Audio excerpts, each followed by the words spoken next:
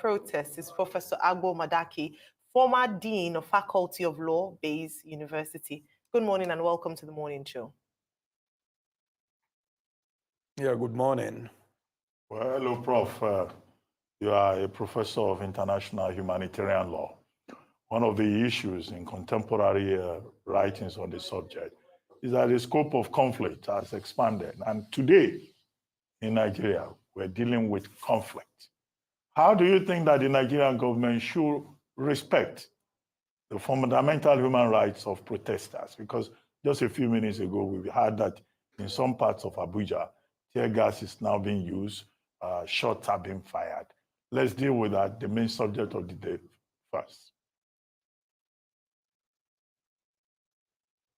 Yeah, thank you very much. The truth of the matter is that Nigeria operates a constitutional democracy, and then the constitution is the grand norm, that binds the people, the government, and dictates how we relate with ourselves. And as Justice Oputa put it, it's one of the yardstick or indices to indicate as to how democratic a government is their willingness to obey civil liberties and basic fundamental freedoms. And the truth of the matter is that anybody assuming executive position in the country, be it to the office of the president or governor and many other offices, you subscribe to the oath of allegiance and oath of office, which basically you are saying you obey and also implement the Constitution.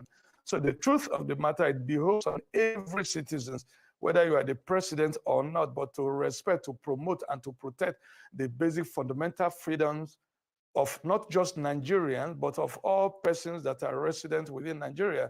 And that's why a lot of the constitutional provision relating to fundamental human rights always start by saying everybody, everybody, everybody. Just in few exceptions that you have right inherently only to citizens. So it is the duty of government not only to just respect, but also to protect. And if that be the case, I agree and I concede that it is the rights of citizens, to express their views on burning national issues. It is the right of citizens to freely associate with one another, to impart and to receive knowledge as the case may be. And even in some constitutions of other countries of the world, especially in Kenya, the right to protest is constitutionally guaranteed. But however, all constitutional documents all over the world also makes provision that fundamental human rights must also be enjoyed and promoted within the ambits of the law. So having said that, the duties of government is clearly spelled out in the Constitution as the case may be, especially the executive powers of the president, of the country, which is vested in the office of the president at the national level, and then in the person of the governor at the state level. And then he does this by delegating power to people who he appoints, as the case may be. So talking about today's protest, if you say that you've had few instances that tear gas have been fired, and I am not in a position to either deny or to confirm that. But what I do know is that the Constitution of the Federal Republic of Nigeria creates and establishes the Nigerian police exclusively to the federal government. And then the duties of the Nigerian police is clearly spelled out under the Police Act, especially in Section 4 of the Police Act. So in the event or case of Nigerians ventilating their grievances by way of public protest, it is my advice that they should stick and do within the ambit of the rule of law. Do only what the law expects you to do. If, however, the protesters go outside the rule of law, there are duties incumbent of the Nigerian police, first and foremost, to enforce all laws and regulations, in existence in Nigeria, to protect lives and property, to ensure that Nigerians have easy access to the highway, roads, and streets, as the case may be. Yes. And order the operation manual of the police and even the armed forces. There are certain circumstances that force may be used either in suppressing a riot of violence or bringing people perpetrating crimes to order, as the case may be. Thank you very much. All right. Well, thank you very much for breaking that down, because we also hear, based on the process, that some states have obtained an executive orders restricting protests to certain venues. I'd like you to speak on that, even though many of the people we've spoken to this morning, especially the protesters, have said they haven't been served yet. What is the implication of that, especially in cases like in Abuja and Lagos, where we hear that they haven't been served yet? We also hear that Kwara has been added to that list only this morning. Please, your take on this. Is that an infringement on the freedom of assembly in terms of the procession or choosing to assemble in different areas aside from the allocated or prescribed areas? Let me point out very quickly, because to the glory of God, I'm not just a professor of law, but in the last 40 years, I've also been fairly active in legal practice, maintaining my own law firm. The truth of the matter is that the National Judicial Council frowns on the abuse or the easy deployment of ex parte proceeding in order to seek relief from the court. Basically, on the face value, an ex parte proceeding may be a variation from the principles of fair hearing, because it's a cardinal principles of law, natural justice, that audi autere patent, that is here both sides. But sometimes in extreme cases of urgency, either in order to preserve or to protect or preserve the right, as the case may be, parties may quickly rush to court by way of an ex parte application. But judges are advised to sparingly issue ex parte application, that it is better to hear both sides. But however, when the urgency is real and the danger is dire, in order to preserve and to protect, a judge may give an ex parte application, as the case may be. Now, why will either some states go to court to ask that the protest be restricted to certain areas? The truth of the matter is that the president is the overall chief security officer of the federations, and governors are the chief security officers of their states. And it is provided in the Nigerian constitution, especially under section 14, of chapter 2 of the constitution, that it is the primary duty and responsibility of government to protect lives and property, and all the security apparatus in the country, submit what they call security reports, either to the governor or to the president.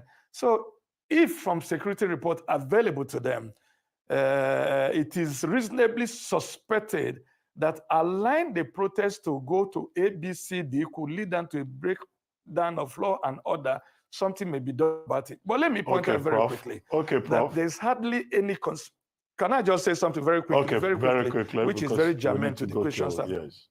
And I'll be very brief. I need to mention that there's actually not even a single fundamental human right that is absolute.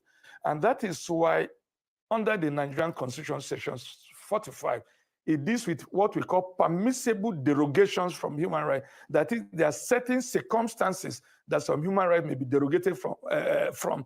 And it's not only in Nigeria, even under the International Covenant on Civil and Political Rights, out of which we now have what they call the Siracusa principles on derogation from the provisions of that covenant. So there are certain circumstances, and those circumstances, even though it is furtherance of democracy, but in order to protect public order, public health, safety, national security, there are certain instances that fundamental rights may be derogated from under international law and even under the Nigerian Constitution, as encapsulated under section 45 of the Nigerian Constitution. That is, there are certain times basic fundamental human rights may be derogated from.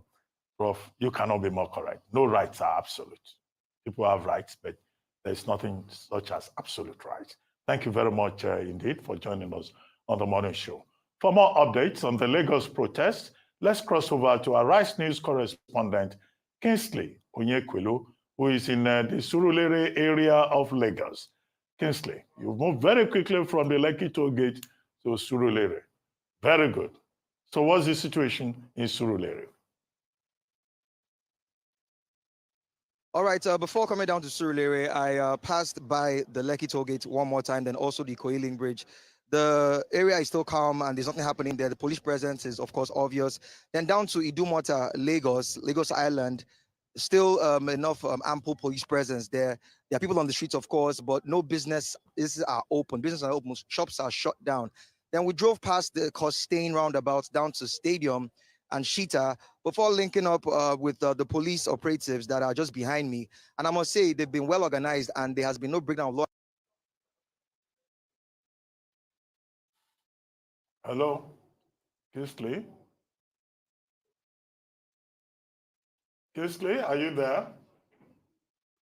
Well, looks like the picture is frozen. Yeah, I think so. We'll probably this try to recalibrate morning. I think we have him As back we now. started Are you back?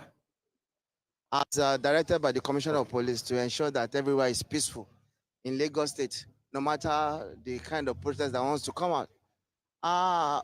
The significance of where we are, this is called doing to Surulere last time started from here, where we had issues of they broke into Adenine Ogunsoya and they broke into the ShopRite. And also the burning of Orile police station started from here. So it's significant of to ensure that we calm boys from this side so that we will not allow anybody to infiltrate into Surulere. As you can see, Surulere is very calm and we do not envisage any. Fantastic. But now I have a question for you. Are protesters allowed to actually protest? Because I asked one of the security operatives in Lekki and he said we are not allowed to ask questions to any protester that we see, that we shouldn't interview them. So are they actually allowed to protest or they are not allowed to protest? That is not correct. As you know, the restriction has been given to a certain area for them to do their protest. That is Fawaemi Garden. And that is where all of them have converged for this particular protest. So we are not expecting them anywhere so that we just want to avoid breaking down of law and order. And that is the reason why you can see my police officers, we are here to make sure that everybody goes about their lawful business. For example, ShopRite, they called me that they are afraid of opening. Go and open. And everywhere is saturated with policemen. And that is the directive from the Inspector General of Police through the CP Lagos. And as you can see, we have men of have commander arrest with me. You can see the train has been moving up and down, and people are trying about their business. So we do not envisage any trouble. And by the grace of God, it shall be peaceful. Yes. Thank you for your time today. All right, what about your business? Well, Kingsley? Well, Kingsley, well, that's So it. go about your business. The areas are safe. You don't have anything to worry about. Back to you in the studio. Well, thank you very much, Kingsley. We'll keep in touch with you. We'll take a short break now. And when we return, Ojinika Ope will be here with details on what's trending. Stay with us. We'll be right back.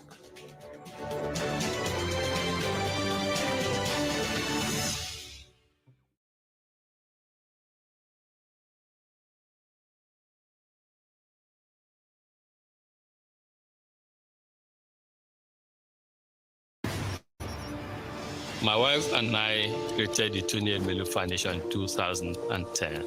Today, the Tony Elmelu Foundation has trained over 1.5 million young African entrepreneurs. We have disbursed $100 million to 20,000 beneficiaries who have gone on to create over 400,000 jobs across Africa. We believe not only in financially empowering these young Africans, but also in training them and in providing mentorship for them.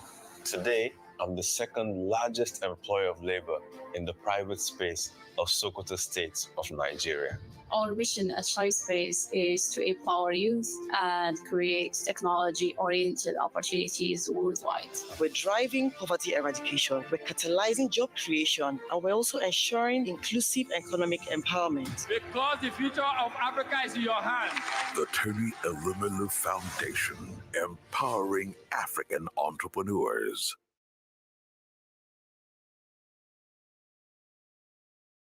We are hiring. Have you got what it takes to join a dynamic global energy company of choice? Are you ready to experience a career driven by innovation and excellence? NNPC Limited is looking for young talents and result-oriented experienced professionals to make valuable contributions to NNPC Limited's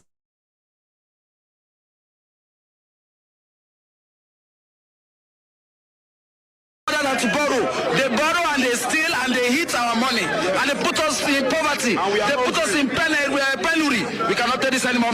One of the biggest fear of this protest was violence, and we can see police try to support. What do you think? Go back to the history of protests in this country. Instances where we had violence, where instances where they are being propelled by the government. The government is the #1 criminals. The government are the ones that propelled violence. During NSAS, Lagos State government had to organize BLT buses for thugs. BLT buses for thugs. There are evidences. We are not law-breaking people.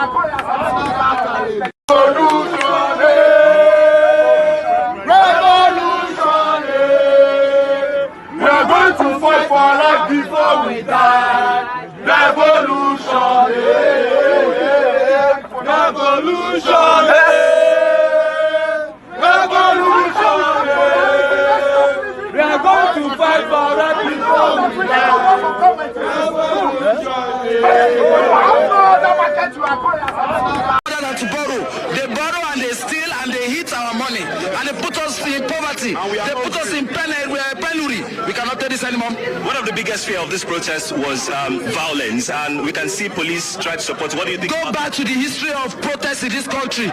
Instances where we had violence, where instances where they are being propelled by the government. The government is the #1 criminals. The government are the ones that propelled violence. During NSAS, Lagos State government had to organize BLT buses for thugs. BLT buses for thugs. There are evidences. We are not law-breaking people. Than to borrow. They borrow and they steal and they eat our money and they put us in poverty. They put us in penury. We cannot take this anymore. One of the biggest fear of this protest was violence, and we can see police try to support. What do you think? Go back to the history of protests in this country. Instances where we had violence, where instances where they are being propelled by the government. The government is the #1 criminals. The government are the ones that propelled violence. During NSAS, Lagos State government had to organize BLT buses for thugs. BLT buses for thugs. There are evidences. We are not.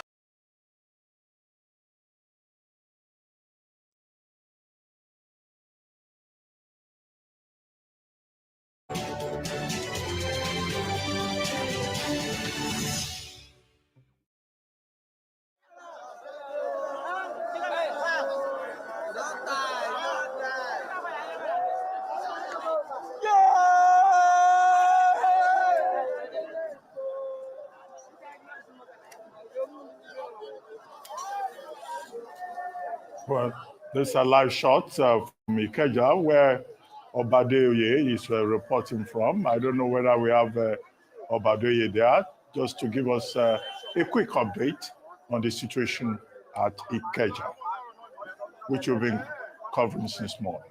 But meanwhile, joining us now is Ojinika Ojiope with stories trending around the world. Hello, Jinx. Good morning, Dr. Abati. How are you this morning? Good morning, Ayo. Good morning. Good morning, Rufai. We have been covering these End Bad Governance in Nigeria protests. We are seeing that our youth are out there and they have absolutely stated their demands clearly, which I will read. But at the moment, I believe that the police has fired tear gas in Abuja. Yesterday, we saw operatives of the Rapid Response Squad of the Lagos Police Command, where they displayed a full display of might ahead of the End Bad Governance in Nigeria protest. The armed officers were seen jogging and singing in full armor as they marched to different locations, as we will see in this now viral video. Of course. Yes, so no shaking.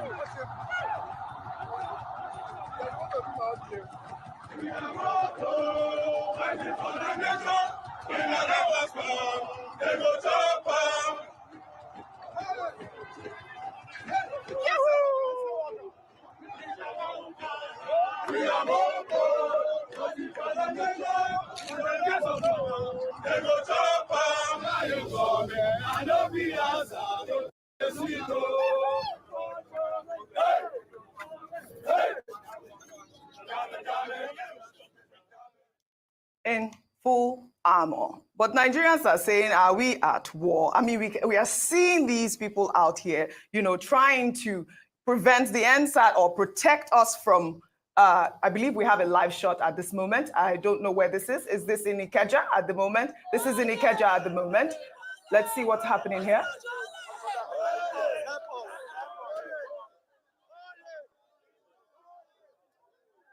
All right. Well, you know, also, meanwhile, yesterday we saw that the Lagos State Police Command anti-bomb squad said that it had deactivated an improvised explosive device in the Ikeja area of the state. Udeyin said that, you know, a vigilant police officer reported that a young man had come out of a car and dropped a bag by the side of the Nigeria Customs Service Federal Operations Unit's fence, after which he returned to the vehicle and sped off. The area then was immediately cordoned off while IED experts were deployed to the spot. I mean, Aya, what does this signify to you? I mean, it sounds really scary at the moment. Very scary, very serious, but interesting, still sketchy details in terms of how, you know, the bomb squad helped to detonate that bomb, and then maybe further investigations. I know around that area, we have some security cameras that had been installed by this administration, Lagos State government. So it'll be great to see, because it's beyond this happening. Number one, it will be good to investigate the motive for that. Is it as part of the protest, or the people, one of those people that were touted to want to hijack the peaceful protest of the people? It will be really great to understand that. And going back to the first clip with the policemen showing strength and force in, that was on Admiralty Way in Lekki, here in Lagos State. And again, going back to that conversation on motive, what was the reason for doing that? And I want to believe that the reason they came out was to show the hijackers that they were serious about business and they were going to protect the protesters and that nothing must happen to them, because that is the job of the police, not to be seen to be against the people, but to be on the side of the people. As many people have said, part of what the people are asking for, are calling for, is also on behalf of the police. Yes, when we went to one of the states, I think Bayelsa State, one of the placards was like they were advocating for increased remuneration for the police. So it'd be great to know that that show of force was not for the protesters, but for the hijackers. That if you try anything and, you know, try to disturb the protesters, are going to come for you. That's a solid point, Ayo. Also, I believe you guys all spoke with Nisi Gabriel, who is our correspondent in Abuja, and he had in Kaduna. He had debunked this news where the Kaduna spokesperson, Maser Hassan, yesterday had said that over 25,000 security personnel were deployed to strategic points in the state to ensure law and order during these protests. But apparently, I've heard now that it's only 2,500 policemen that have been deployed in Kaduna at the moment. And we are seeing, I believe, live footage also at the moment showing that. But I mean, how did the police officer misspeak? I mean, what was the motive to that? 25,000 police officers. Do they even have that amount of police officers in the north at the moment? And he also said that, you know, these police, not just police officers, he said that there will be military men, there will be, you know, security personnel, all attached to the unit in Kaduna State. I mean, so I think the most important thing is being able to clarify. He said that it was 2,500 he meant to write, but I think he just added one more zero to the back. And he added one more zero. Maybe mistakenly added one more zero to the back and became 25,000, you know, just to boost it up. But Nisi has been able to clarify it. And things are pretty much cool. I mean, the governor of Obasanjo had been, you know, talking to people and all of that in the state. But in other parts, you know, I think for the police officers that were doing the show of force, I know they were instructed to, but the truth has to be said. You are doing show of force against people that are protesting about how deplorable your wages are and how low the standard of living for our police officers have been. I got a call yesterday from a police officer that was telling me about the police cooperative, how it's not centralized, how they make deductions from them, and it's very difficult when they want to get their money back. Our Nigerian police live in a deplorable way. They live on slave-like wage. The minimum wage as we speak today is slave-like. Audrey, you go to America. Work out $45 buy you. If you want to buy a good meal in New York City, can you buy it for $45? Can you? If you even go to some place, you want to buy a good gourmet burger, by the time you spend buy 2 or 3 burgers, won't you have finished $45? Yeah. That's the minimum wage in Nigeria today. Yeah. That's the deplorable way. And what are people protesting against, Audrey? Bad governance, which the president has shown largely. 2 policies that affect the life of people. You are saying we should tighten our belt. At the same time, you want to buy private presidential jets. You bid 21 billion worth of vice presidential lodge. You gave the senators 160 million supplementary budget. Now you've gone back to the National Assembly and 160 million to buy cars in supplementary. Now you go back to the National Assembly. You want to become more reckless by saying that the Senate should help you increase ways and means from 5% to 15%. We are seeing insecurity everywhere. We are seeing massive poverty. The food you've given out to people not knowing what to write them about because they are rebuying the food. Humanitarian ministry, you've not settled out the case. Billions of naira, we don't know where the money is gone for. There's corruption everywhere in this country. There's avarice, there's chaos. That's why people are on the streets. You know what? I think the biggest thing to take out here is that, the people are wanting to hear from the president. Yesterday, the Lagos State governor actually addressed Lagosians. Let's take a listen to what he said. It is pertinent to ask,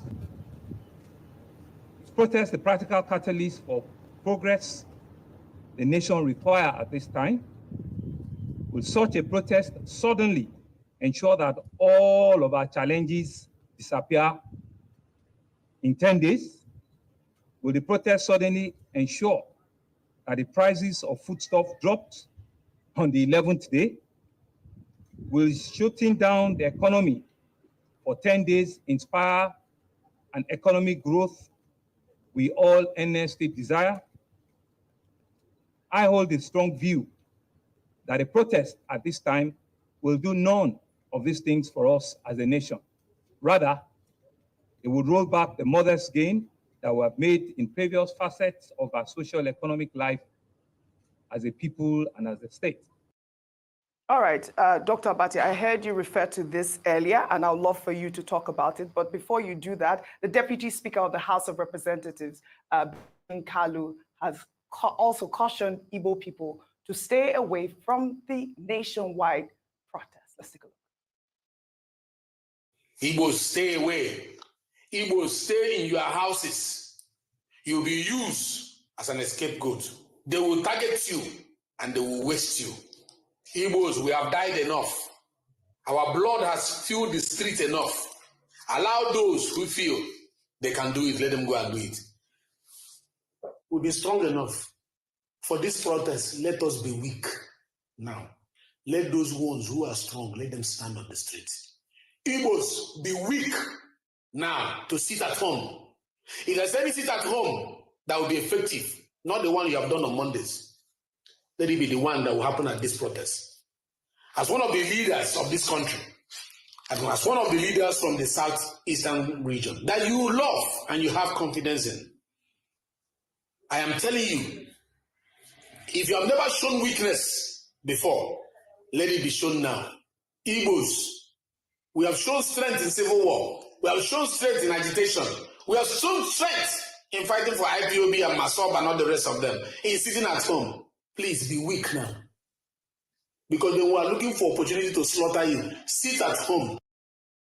They are looking for opportunity to slaughter. I know you want to speak, but I want to give Dr. Patti the opportunity to speak on some of the stories that we have discussed. I said in the morning, when I was doing the review of the reactions, from the states, basically, that almost all the state governors have called for calm, they've called for peace, whether it's in Kwara, Kogi, Yobe, Zamfara, in Kano, where the protesters are now also on the streets, The governor, Abba Yusuf, also said, well, the people can protest, but please just make sure you are peaceful. In Bayelsa, Governor Doye Diri told people to go to work.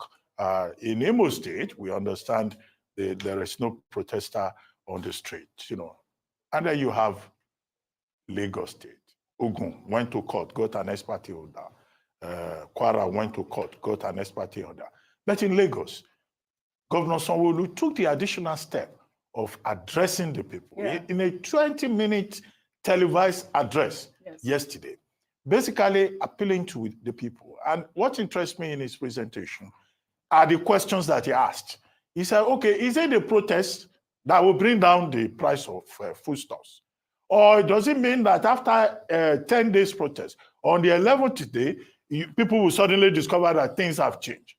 They may be rhetorical questions, but he's raising those questions because he knows where the shoe pinches. He was governor in 2020 when you had the NSAS protests. All the vehicles, the BRT vehicles, brand new, that he had, his administration had procured and put on the roads. Most of them were destroyed. Over 50 were destroyed. Police stations were destroyed. Lekki Toge, it was his government's responsibility to fix all the things that were destroyed. Not to even talk of the compensation, the panel that was set up, and all of that. So my own concern is that what Governor Sanwo-Olu did, you know, sets an example for President Tinubu. President Tinubu should have been the one to seize the initiative to talk to the people, either yesterday or this morning.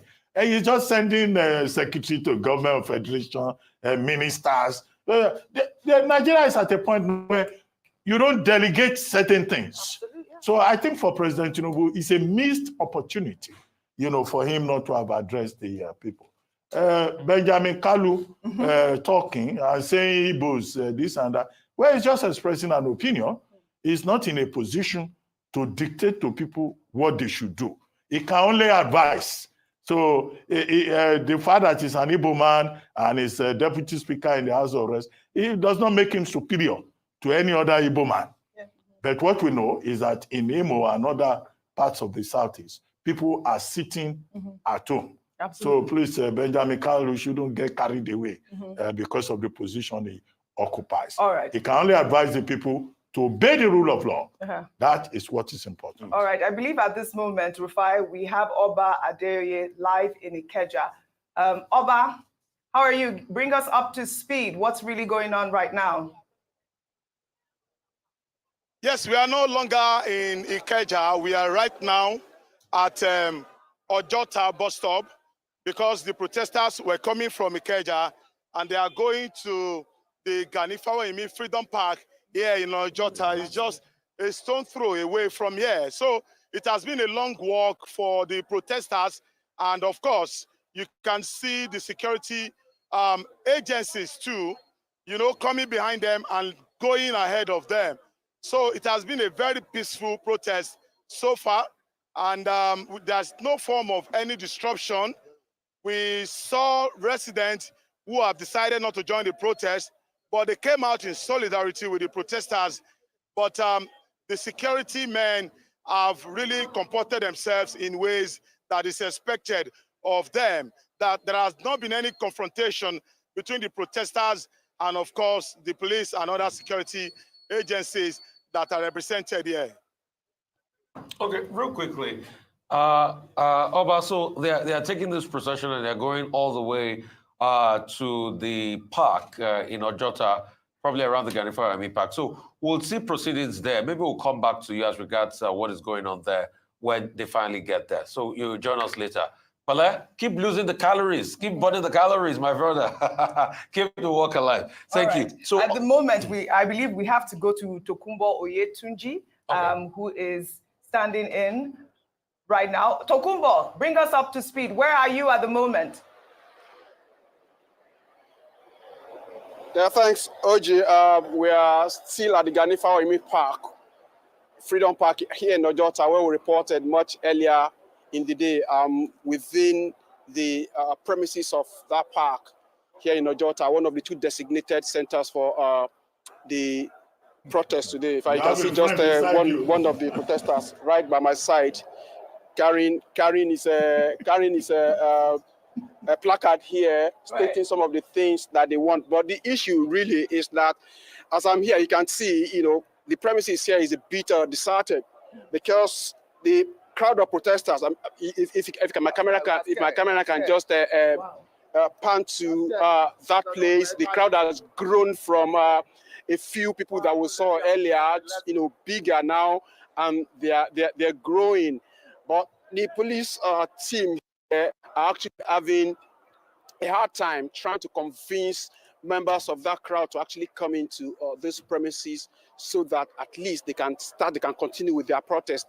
Like if you heard what the man that was just standing by my side here say, they are scared to actually come into a confined place like this because they think if they come into this confined place, they may be subjected to some kind of harassment and attack by some people because, of course, we've had some guys around who are saying that they are against the protest, and we're actually trying to turn some people back. That if they're coming for the protest, they better just go back to wherever they're coming from because they are against that. And their reason, OJ, is that they don't want a situation that could degenerate and end up most likely or probably like the EndSARS protest ended that time, leading to those destruction of lives and property, like you people in the studio were talking about just earlier on before you came to me. Okay, yes, Dr. Abati. But from what we're seeing, I mean, that park looks unkept. Yeah. So, I mean, that itself, it may be a source of discouragement. You never know what reptiles are lurking around the place. It is an issue here, really. In fact, majority of or some of the guys, some of the protesters who have actually peeped into this place said no, there's no way they will come into a place that is this bushy. I mean, the grass is not being cut for some time. I thought the protesters, when they informed the state government, they said Governor Sanwo-Olu should make sure he cuts the grass in that place, and I should also provide them with buses, transportation to the convergence points. So the government just ignored them. They couldn't even cut grass for them. I mean, clearly that's the situation, really. We never really had any official statement as to that request from the Take It Back movement that was after the court ruling on Tuesday, saying they wanted air-conditioned buses to actually convey them from different convergence points where they will now proceed to Ojota. And I guess that was what was responsible for them just gathering somewhere at Ikeja Under Bridge from where my colleague Oba reported from and making that their procession down here. So I'm not sure government actually listened to them, because if they had, it will have been reflected here. This place will have been put in a better place than what we have here today. All right. From what we are seeing, some of the leaders of the protesters are still saying that somehow they find their way into this place. Maybe when the larger crowd that is coming in from Ikeja Under Bridge actually joins them here, they will come into the Freedom Park. All right, thank you very much, Tokumbo Oyetunji. And please do stay away from reptiles. I mean, watch out for reptiles right there. But I believe we have Georgina Ndukwe Ezeinka right now in Abuja, bringing us up to speed. Georgina, good morning. I believe that we have reports that, protesters were tear gassed by police earlier today. Bring us up to speed. All right, good morning, Mariel. Good morning, Rufai, Dr. Bati. Okay, so I'm standing now in front of the Eagle Square, where we have the Federal Secretariat. We have all the 3 armed zones as well as entrance to the National Assembly. We have so many police officers armed and ready to, take charge in case anything happens. However, we had heard earlier from some journalists who were here that some people were trying to gather, and they had to use tear gas to disperse them. But where I'm standing currently, there is no protester in sight. There are no sign of tear gas. So we just have the police officers stationed at different points, ensuring that people keep going and no gathering is formed whatsoever. That's what we have, what we're seeing right now. All right. All right. Well, thank you very much, Georgina. And please do stay safe out there. Rufai, earlier, I would like for us to even just go over the, I believe, the 12-point demand of the protesters. We saw one of them holding a placard. If we can pull up the 12-point demand there for us to read out to our viewers. They said, 1, revert to petrol pump price at 100 naira per litre. 2, combat insecurity. 3, close all IDP camps and resettle the campus. 4, total electoral reform. 5, independent probe into the electoral budget of 355 billion naira. 6, immediate release of NSAS protesters still in detention. 7, implementation of living wage, minimum wage of 300,000 naira. 8, compulsory free education from primary to secondary school. 9, children of public school holders must attend public schools in the country. 10, government must patronize made in Nigeria goods. 11, transition to unicameral legislation. 12, judicial and constitutional review. Rufai, I believe that you want to make some pertinent points. Yes, so I wanted to say some things. Number one is my response to Mr. Kalu, Mr. Benjamin Kalu, Honorable Benjamin Kalu. Honorable, do not make this about ethnic baiting. This protest has never been about Igbo, Yoruba, or Hausa. It has been about, underline the word, Nigerians. And before I represent any of those ethnic groups, I am a Nigerian first. If I am to take your international passport, what is written there as nationality is Nigerian. Nigerians are the ones suffering and are the ones hungry. So this idea of telling Igbos not to go out and protest and all of that, no, let's not divide ourselves here. All right. As regards those demands pretty much, segue into the aspirations of a lot of people and all of that. But I hear we have to go. Absolutely. Yeah. Well, all right. We will continue to bring our viewers up to speed regarding the End Bad Governance in Nigeria protest. I'd like to thank you all. A great analysis, as always, on What's Trending. Well, that's all I have for you guys on What's Trending today. I'll see you all tomorrow. And that's all on today's edition of The Morning Show. Rochus Odiri is up next with Global Business Report, and he will be speaking to Kingsley Okereke, Edge Securities Dealing, Said Crest Group. Stay with us. This is still the Arise News Channel.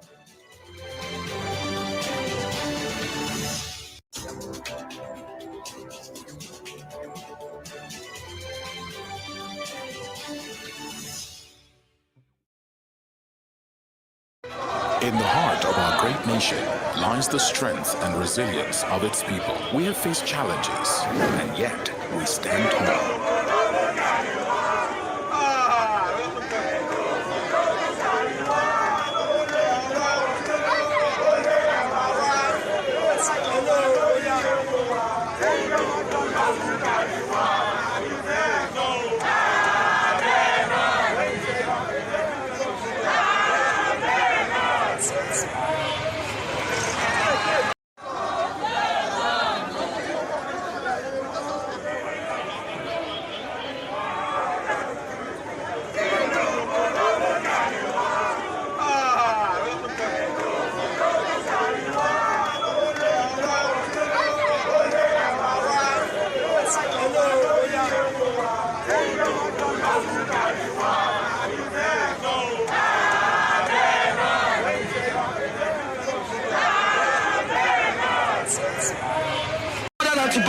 They borrow and they steal and they hit our money and they put us in poverty. They put us in penury. We cannot take this anymore.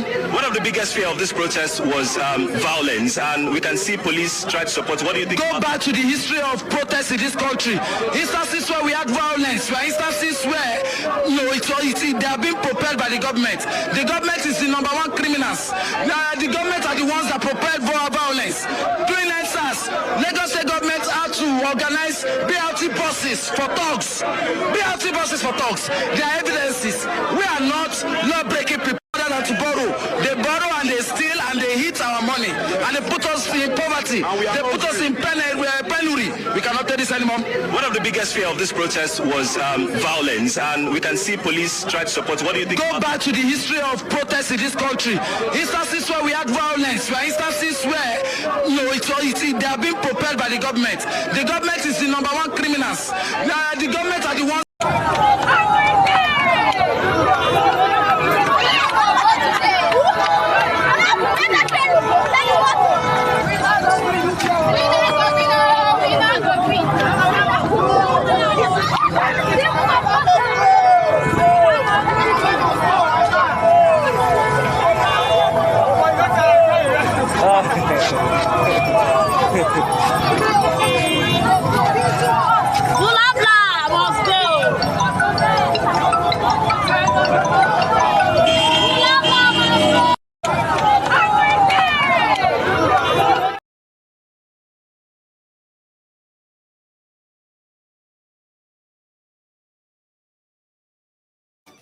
It continues. We are grateful to Dangote for this initiative. When my son came, as I tell me, I was happy. I thank God for everything. Thank God for the life of now when he come, presenter. Thank God for Dangote when God touch his mind. To make it gift, share this gift. I'm so happy. Very, very happy. I thank God for everything. The rice is okay. Now better rice. I really like the rice. They carry water. They chew gum like that. In fact, person where you have children like me, if you cook like 2 cups, it will be enough for them to eat. The rice is okay.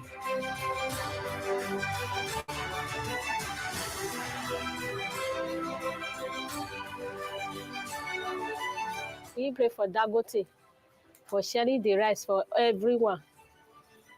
Thank God the rice is still reach our side. We really enjoy it. May God bless you. We are so happy.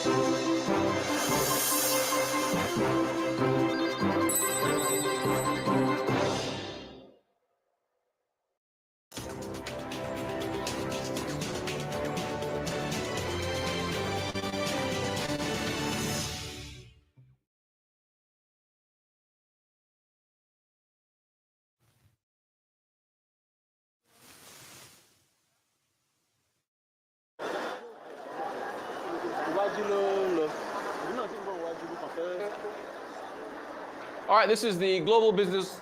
All right, this is the global business report here on Rise News. Live images in Ojota, Lagos, where the protests have kicked off.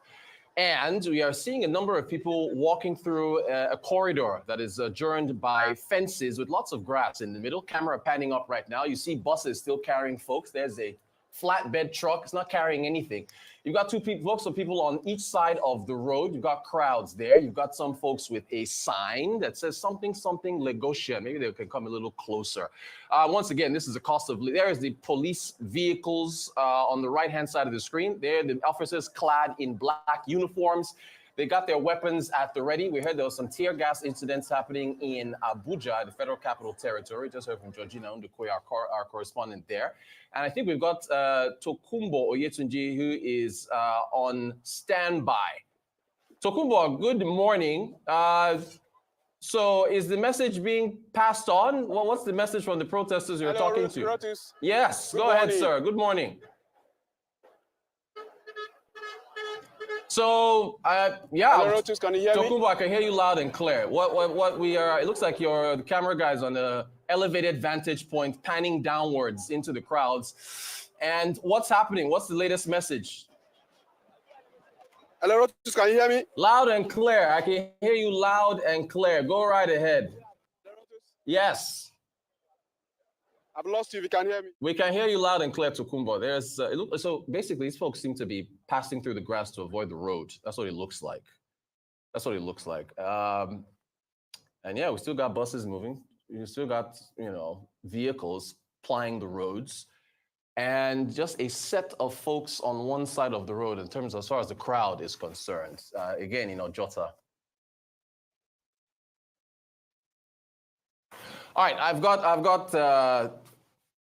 got a markets trader with me in the studio, Kingsley Okereke, who is with Zcrest Group. He's a wealth manager. Kingsley, look, we know about the inflation figures.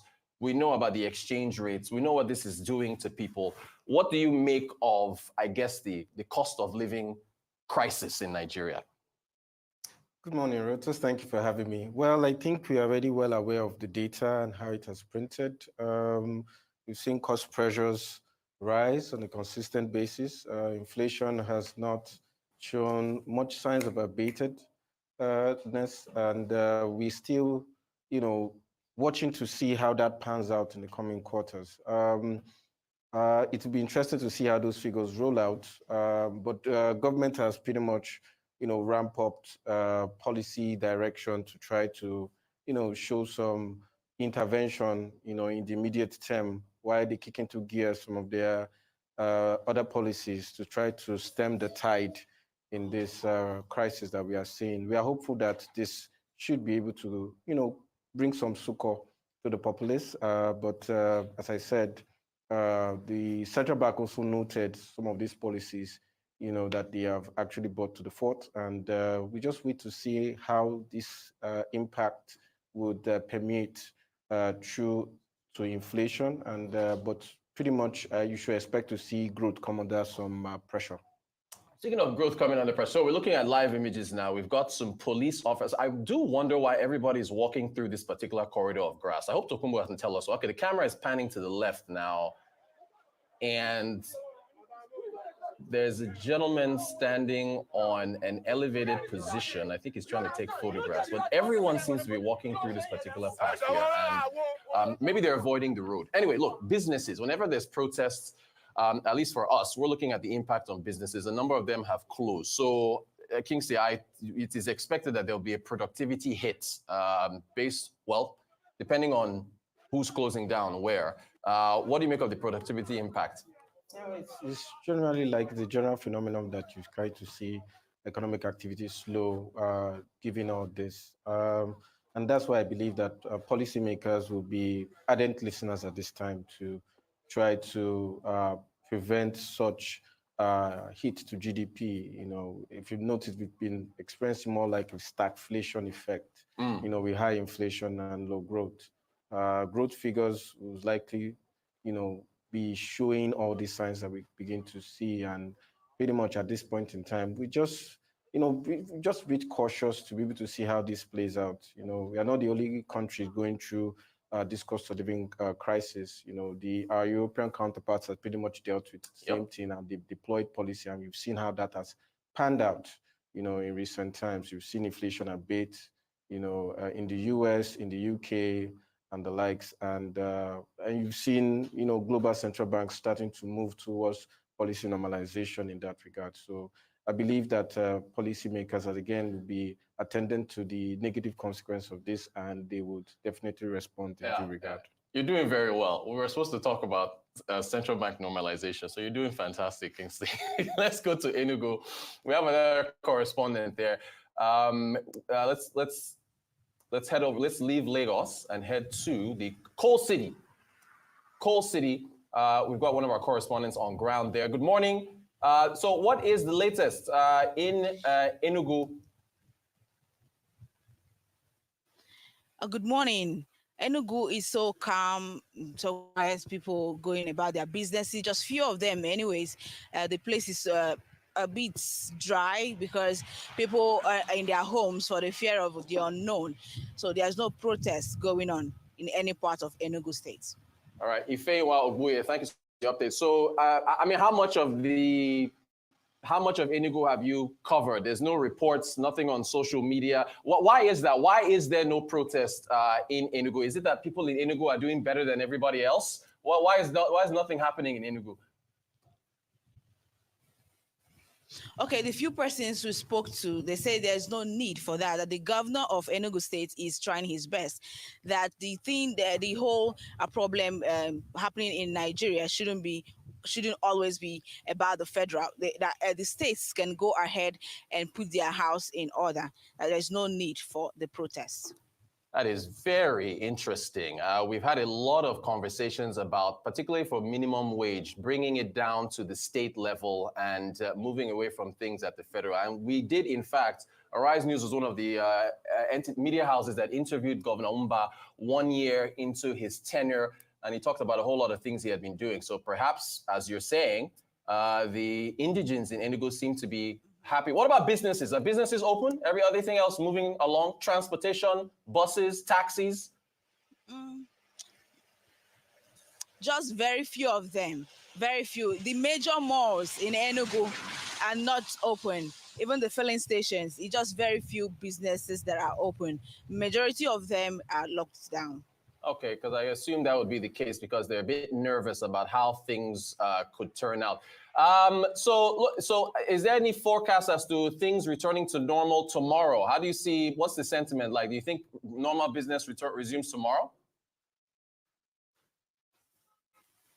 I feel people will still want to observe what will happen in the morning hours, probably towards afternoon or evening hours. That's when they will start coming out.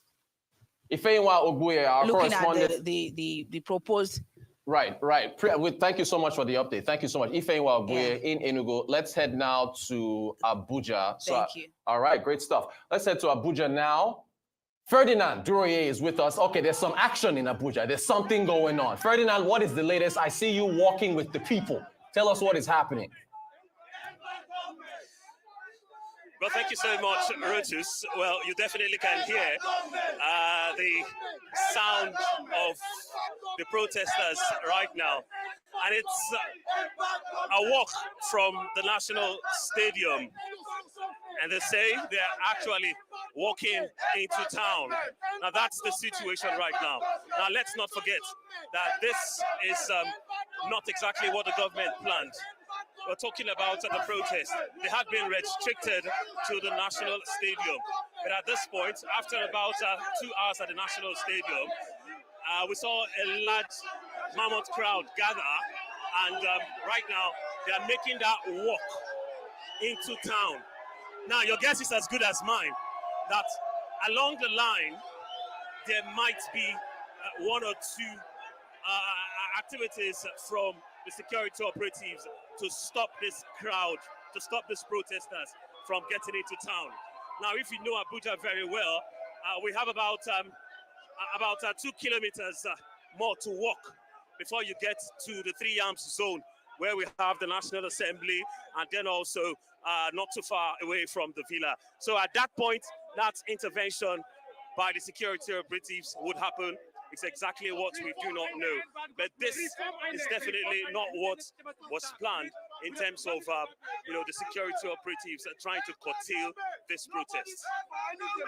Ferdinand, do you want to, I'm seeing signs of enough is enough, end revolution now. What are these guys, what do they want? They say end bad government. Is there any specifics? I don't know if you want to take the chance to ask anybody, what are the specific, what do they want? What do they want? End bad government, how? Yeah, ask him, ask this gentleman. He seems really passionate. Now, I'm just going to ask you a very same question. Yeah. Now, you guys have been shouting "end bad government." Well, what are those things? What are those ways? You definitely are calling on the government to indeed make a change right now. We want the government to bring fuel down. That's the major thing. Even the minimum wage self, we don't need it. Let him bring fuel down so that things will come down. That's all. Let bad government cease. End. Well. Okay. You can hear him already talking about bringing the price of fuel down. So he wants fuel to go. One suggestion that he has made. You should have asked him how much, 185 or 100 naira? When they say bring fuel down, how much are we talking about here? What was? Well, I think on the inscription, if my camera person can just do justice to this, Boris, he said something concerning a plate of food, been at about 550 naira. He wants it to be at 250 naira. Fuel, he says a liter for now. There we go. 100 naira. Just some of those mathematics were some things. I see it. He wants 100 naira per liter fuel. Oh man, we're clear. We are clear. Okay. Okay. Well, that's exactly some of the sum total of the protesters now. Right. But we'll keep walking. We join the crowd. Well, behind us, you can see the numbers. It's building. And let's see exactly how far we can go into the town. But obviously, I still want to point out that there are still some kind of security arrangements made. And then just by my left, not too far, well, also you can see ambulances that have been made available. Well, thus far, we've not seen any situation as regards anyone collapsing. So those ambulances and the other facilities put for medical needs have not come into play at all. Well, look, Fred, we know you cover sports, so you're a pretty healthy guy. So you walking 2 more kilometers, that should be no problem for you. What about businesses? Are businesses around there? They're shutting down? Nobody's open, right? What's the situation with the firms, SMEs there? Yes, talking about the situation as regards workers today. Well, in this part of town, well, you have mostly the government parastatals, and you can see that, most of the offices are indeed locked. Well, for those of them that are not locked, I want to guess some skeletal arrangements going on. But what I can confirm to you is that as regards the local government, there are no local government workers at work today. Well, they've asked everybody to sit at home. And then trust me also, as regards small and medium-scale businesses, well, in the markets, much of what will be happening today is just some kind of awareness. Don't forget, the last time, such a protest happened, well, we saw casualties. We saw some attacks at those market places. And one thing that the government did yesterday was some kind of sensitization, telling the marketers and the owners of stores and the executives at the marketplaces to protect their things from being looted, to protect their stores, their shops, their markets from thieves. And so a whole lot of that, a whole lot of such sensitization was exactly what took place. So I don't think any much is happening as regards buying and selling, but everybody's just trying to be very, very careful, because this definitely has the capacity to go south when you take a look at the crowd, and then when you take a look at the efforts that the government have done to indeed restrict this protest. As you were speaking, there were 2 gentlemen with a sign that said, "Make lawmaking a part-time job." I badly wanted you to grab one of those gentlemen and ask them what they meant by that about, lawmakers working only part-time. But generally, Ferdinand, I think it's been peaceful so far. So it looks like, as you said, no violence so far, which is a good thing. No loss of life. Nobody's collapsed. No buildings have been vandalized. The security forces are there. So it's peaceful so far, Ferdinand, yes? All right. Well, we will definitely try to take care of ourselves. Thank you so much, Reuters. All right. Thank you so much. Ferdinand Dure over in Abuja. So, Kingsley, 100 naira fuel. Is that just wishful thinking, or what do you make of some of these demands that we're seeing here? No, cheeky question to ask me.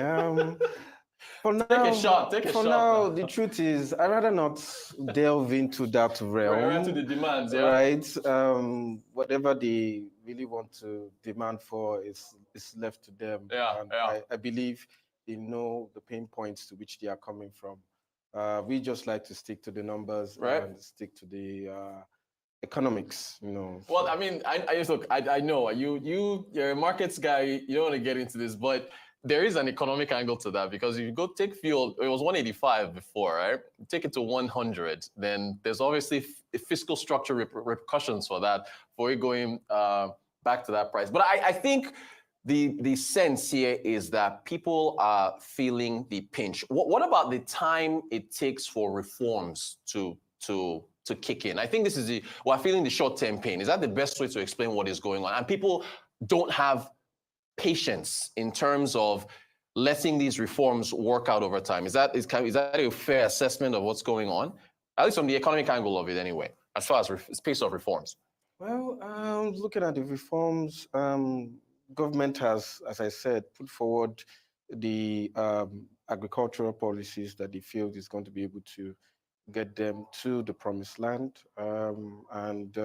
Obviously, the citizenry just feel, they need this stuff to be done immediately. But as I said, I would rather want to stick to, Central bank decisions, like the yeah, Bank of Japan, the pretty Bank of much. England, and the Fed. Well, look, Pretty to Kingsley, I appreciate. You see, this is why we have the best guests on Arise News, because you guys are so flexible. We're supposed to have been talking about central bank monetary policy normalization, but the protests, they take priority. Kingsley, we want to have you back. All right. I thank you so much for joining us on the show. Kingsley Okereke, head of securities dealing at Zcres Group. Chika Umbono is next. You want to hear what he has to say about what's going on. So stay tuned. You're watching the protests, the ongoing protests, live coverage, Arise News. We'll be right back.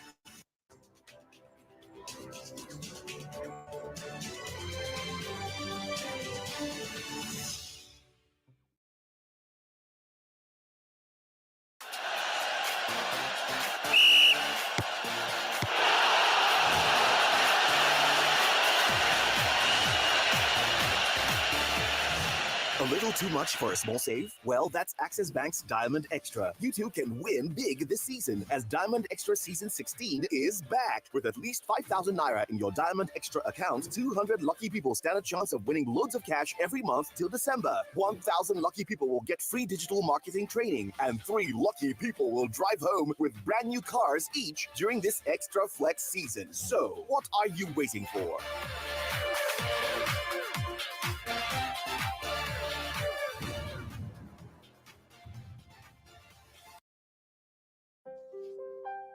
My kids are more than precious to me.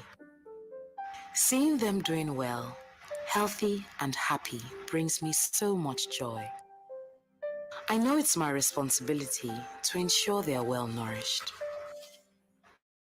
So I use Dangote salt in my cooking. It is high quality salt that refined and iodized to give great taste to my meals and also for my family's and well-being. And it's got a name that I trust. Dangote salt is refined and iodized to help prevent iodine deficiency disorders.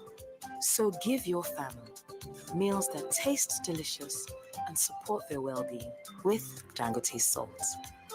It's time to care about your salt. Choose quality, choose Dangote salt.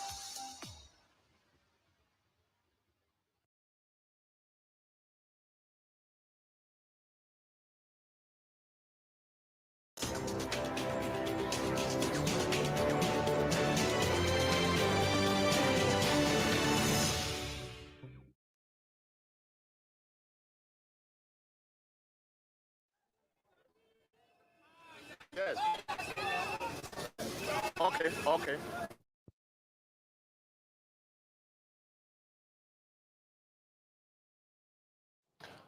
All right, this is, of course, Arise News continued coverage of protests across Nigeria. We are now live in Port Harcourt in Rivers State. So you can see a couple of gentlemen there waving Nigerian flags.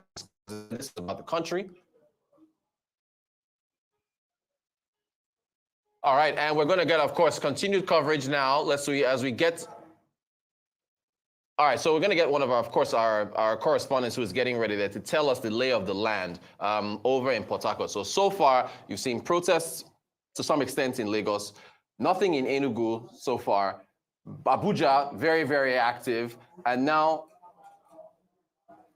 all right, so I think we're going to go to our correspondent now over in Port Harcourt. Okay, so we'll get to him in just a second. Chika Umbono is with us, Arise business analyst. Chika, thank you for joining us. I really appreciate you coming out of the house because everybody has been staying home. You've talked a lot about cost of living. What do you make of what you've seen so far? When we talk about Nigeria, sometimes it's sad commentary because you will hear people say that we are not supposed to be suffering the way we are suffering. Right. This is a nation that is I'm just tired of talking about it on this program. Of course, I know. We're a nation that is endowed with, literally every kind of wealth that God has blessed us with. But, since time immemorial, let me speak that kind of English. Yes. We have been buffeted with, poor management of the economy, poor management of our resources. Even the situation that we face today, I used to be very reserved. Yes. Wondering whether I'm being too aggressive when I attack the subnational government. You heard what, I don't know, I read what Governor Sule of Nasarawa State government said, that one of the things that citizens, we're talking about this strike, yes, and he was saying that one of the things the citizens should do is to go back to the states and ask their state governors, what have they done with the, the revenues that have been becoming multiples to the states compared to what used to come. That for his state, he mentioned that the things they've been doing, and that have created employment and put resources in the hands of people. I thought about it here several times in this program, and I said one of the things we have been endowed with is land, so much land. Instead of looking for sophisticated jobs in offices and people, the governors can make agriculture more interesting. Yes. The other things in IT, there's so many things people can do. So you see a lot of states now and much richer than they were 1 year, 2 years ago, but the standard of living has gotten worse and worse. So is fuel, can fuel become 100 naira? In our desire, to push the boundaries, there's also some dose of realism. We have to introduce some of these things. Right. One of the things that, let it not be like the story of the hen that laid the golden egg. Yeah. You just kill the egg, kill the hen so you can get all the egg. If you want to get fuel at 100 naira, maybe the refineries will not work. Right. After selling the stock that you have, you may not have another stock to sell. So there's a lot to be done. And with what happened in the last 2-3 days or the last 1 week, trying to, by the government side, trying to moderate these protests, yes, you can know that, if they have been consistently been doing all those things, the life of citizens would have been much better. I think we're going to go back to Port Harcourt now. Andy Omano is our correspondent on the ground. Andy, can you hear me? I saw you at the roundabout with gentlemen waving flags. What's the situation in Port Harcourt in Rivers State?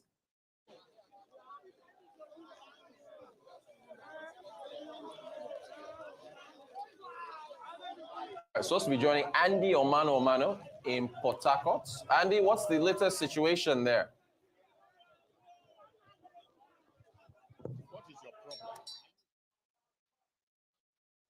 All right, so any moment now, we're going to be getting Andy Omano in Port Harcourt in Rivers State. We had images there. There were folks waving flags. They were at a roundabout. There he is. It's raining. He has an umbrella. Okay, Andy, go ahead. From the main entrance to Government House, where youths in their thousands, they are here this morning when we set out before my colleague Mary Shinda handed over the reportorial baton to me. We were here earlier on and it was like a graveyard. That was at about 9:30 to 10. But this, as we speak, the entire main entrance to Government House has been overtaken by protesters. But the good news about it is the entire system is fortified. You have men of the Nigeria police, men of the civil defense who are here to ensure that there is no breakdown of law and order.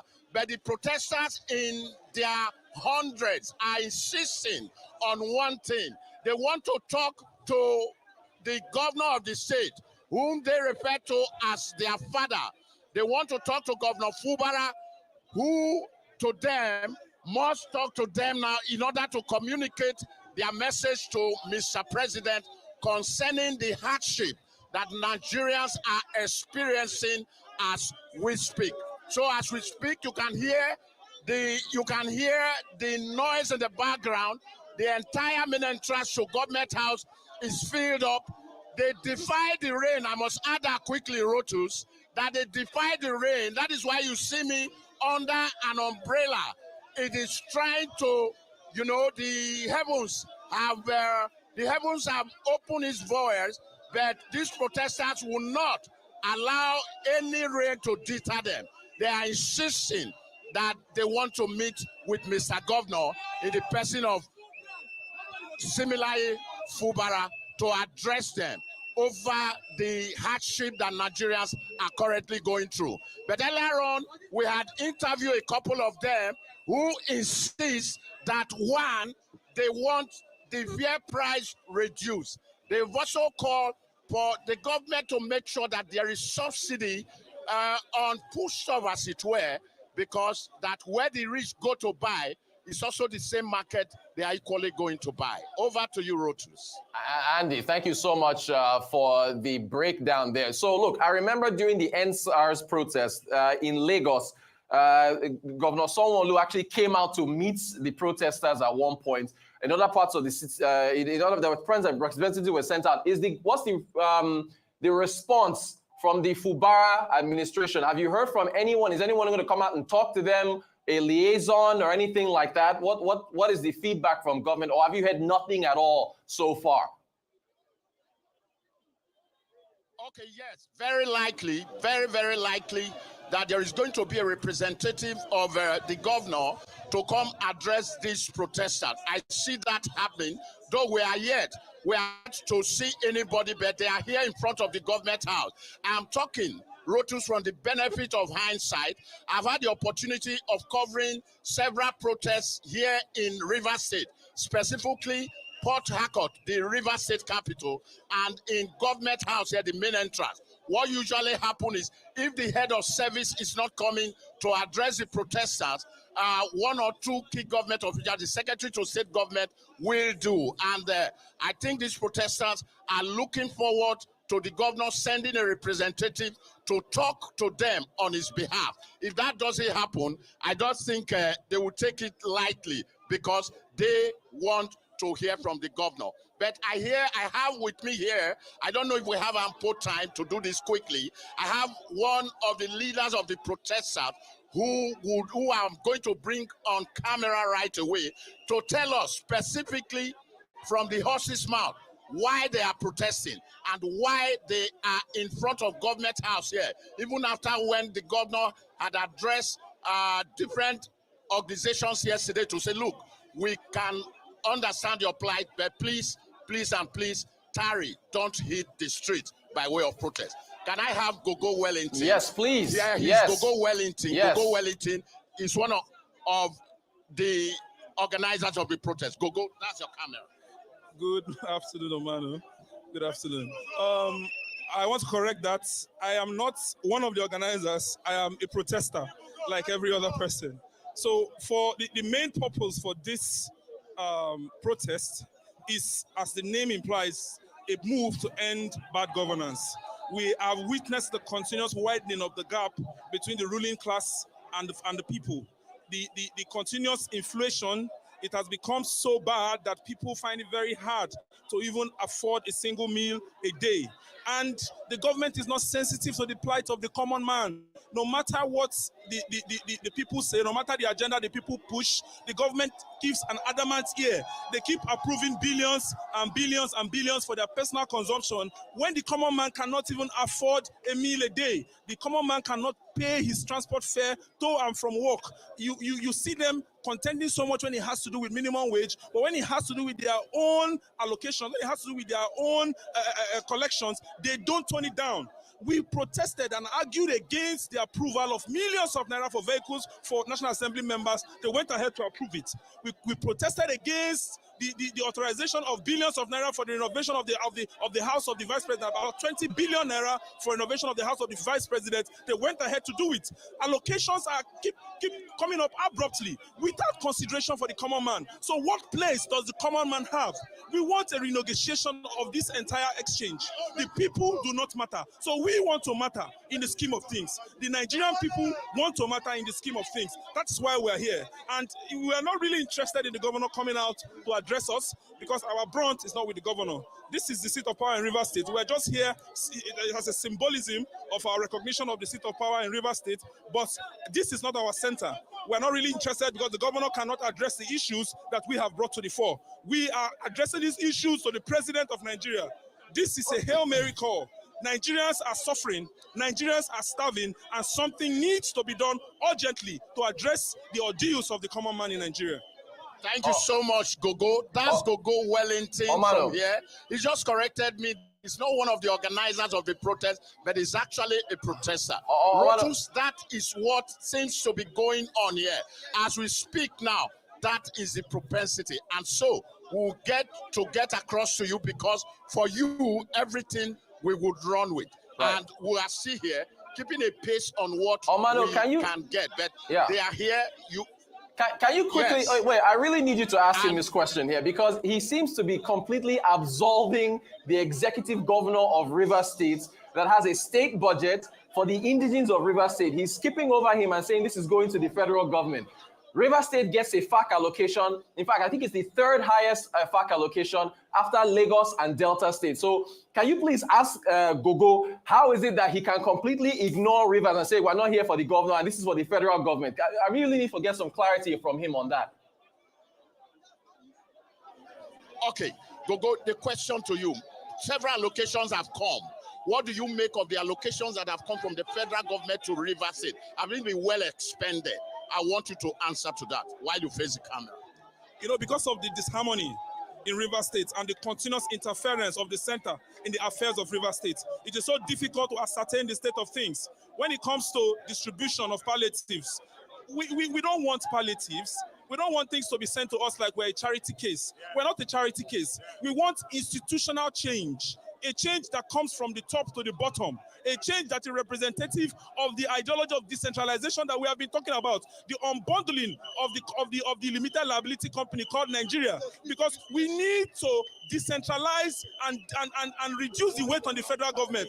Let those at the localities take more decisions when it has to do with the affairs of governance in Rivers State. We cannot at the end of the day keep referring to presidency when it comes to issues that can be handled locally. Let issues that can be handled locally be put down to the people at the local level to handle their affairs. Exclusively should just contain things like defense and other issues that the presidency should concern themselves with, like external relations and all that. But as per Rivers State here, for now, we want a decentralization, unbundling of the national structure, of the current structure that exists, which condones corruption, which enables the center to keep pilfering and emptying our vault of the as Niger Delta people. We are Niger Delta people. We fund the center. So what is present here should be representative of the wealth that we have in store in the Niger Delta. So, but what is currently going on is not representative of that. Go to the communities. You hardly find amenities. There is no power outside majority of the local government, outside Rivers State.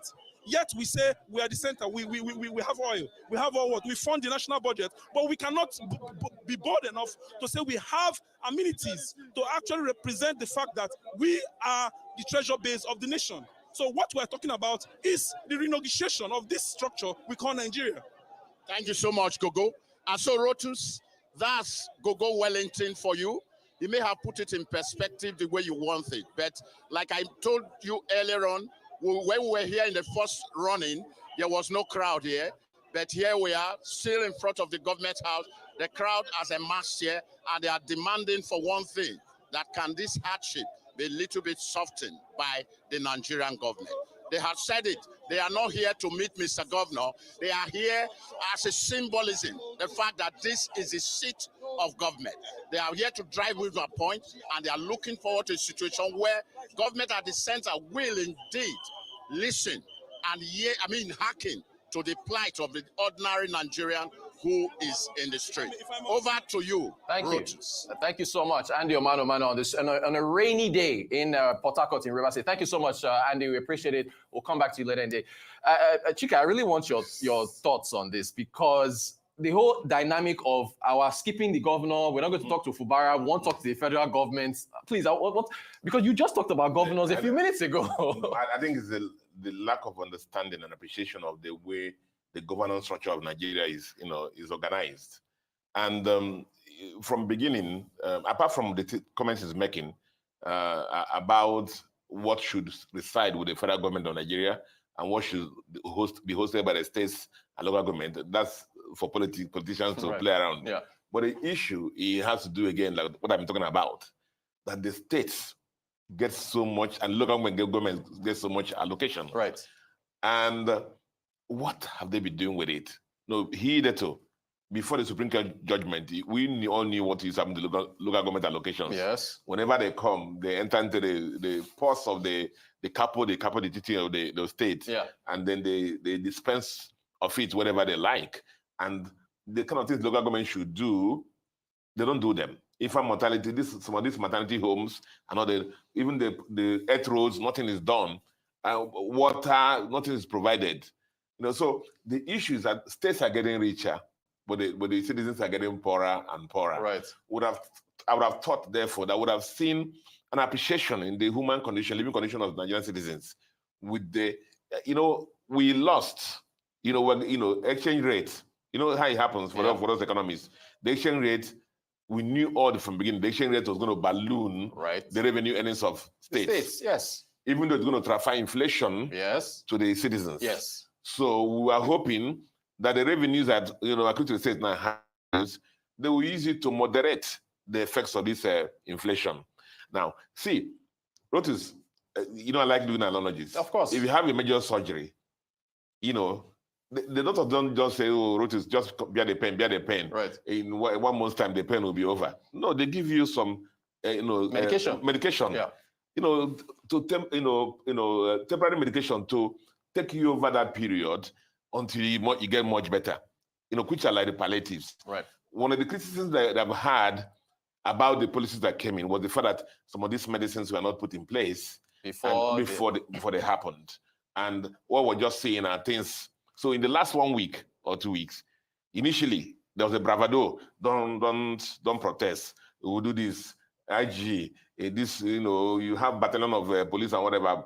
Practicing how to shoot people. Yeah. Then Abuja was a case study. The minister of Abuja initially wanted to punch, kill and go. Subsequently, he came and started going around communities, start negotiating and talking. If you explain to people what's happening, it's easier to bear. And then let me tie it into, when I say if you explain to people what's happening, it's easier to bear. Let me tie it into what I call the optics. Yes. The optics. Now, let me pick on the Senate president, for example. Oh, Lord. He has not, rebutted what he said yesterday or the day before yesterday. You guys can go and protest. You are eating. What is the protest about? Hunger. Right. We're protesting about hunger, not that we're not able to eat. Right. They say, you guys can go and protest. We continue to eat. Yeah. Now, highly insensitive comments. And he has been known to make this kind of comments. So what I'm communicating here is that the optics, you tell the citizens of the country, continue to sacrifice. There's some governors in neighboring states of Lagos that tell citizens, sacrifice, bear with us. Yeah. Meanwhile, all the roads in the states are in bad state. You cannot pass through anywhere in the states. Insecurity in some states. Yeah. So what have they been doing? Like Governor Sulo just said, I think he said yesterday in one of the television stations, he says, ask the governors what they have been doing with the extra money they've been getting. Right. So the optics are not being right. So protesting is I'm not damning to politics now, is an expression of democracy. In the countries where they don't allow people to protest, usually they don't associate with democracy. Right. Now, but the issue is that you can always talk about things. Citizens are very understanding. You remember that when we're talking about this government, when they came into play, and I said, you asked me a question, I said, how do they communicate the suffering the citizens? Right. Make citizens be. I said, let the president come out and say this. I remember I said it, I said, look at who I am. My salary is supposed to be 5 million naira, but I'm taking 20% of that. Right. All my ministers are this. All the cast we have, only one that we'll be using now. But yet also everything I had to do with renovation of this place or whatever is suspended. We'll feel you, we'll sacrifice with you. But that's not what we're hearing. Yeah. One of the first things the new government did was when they visited the president to the Lagos State, you saw the number of vehicles that were in the convoy. And it has not ended. Yeah. It has not ended. So you see, the citizens are suffering, and they are telling them to sacrifice. There's a misalignment of disconnect in the communication. Yeah. So I would have thought also that if I were, you see, there are two reactions to what the citizens are doing today. I go back to during the military regime. Mm-hmm. When we had this Abiola riot, protest or whatever, there was only one governor, the governor of Lagos State that time was Mawa. Mm. He was the only person who came out to join the citizens to protest. Yeah. Because the citizens saw that he was working and he could tell them. Now, the state governors who are doing something could identify with the citizens and say, it's your right to go and protest. I'm doing my best here, but go and express yourself. The other ones who are doing nothing, what are they doing? Police commissioner, come and bring your platoon. GOC commander, army, come on. That's what they're spending their time doing. You know, how to attack the citizens and prevent them from protesting, you know, because they're not doing the right things. Yeah. You know, so it's just that we are too rich in this country to suffer the way we're suffering. Yeah. If our resources are harnessed better, managed better, those in leadership sacrifice more and bear the kind of pains that citizens are bearing, you know, things will be better. Yeah. Not somebody telling us go and protest and then we're still eating. as we're still eating. Well, Chika, what do you make of this? These are some of their, I guess, 12-point demands.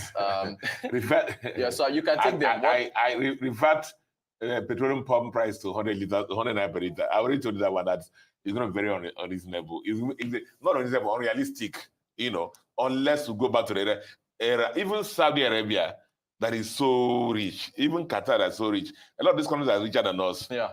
You know, their petrol prices are higher than ours. So unless government becomes so rich that now we just say want to bless the citizens, and so let's subsidize food to that level, but we can't carry that. Yeah. During the Buhari regime, Rotus, you heard me in this program shouting and screaming, "We broke country." Right. Yeah. We broke country. And then some people will come and call us, what's that, wailing wellers. Yeah, yeah. This thing now. So now we are hearing all those things we saw that time happening. We can't carry this other now. Well, okay? Insecurity, you've talked about that. No, this is a felon. Yeah. Insecurity. I didn't know that the police can mobilize, and they can mobilize the way to harmless citizens, the way they mobilized. Yeah.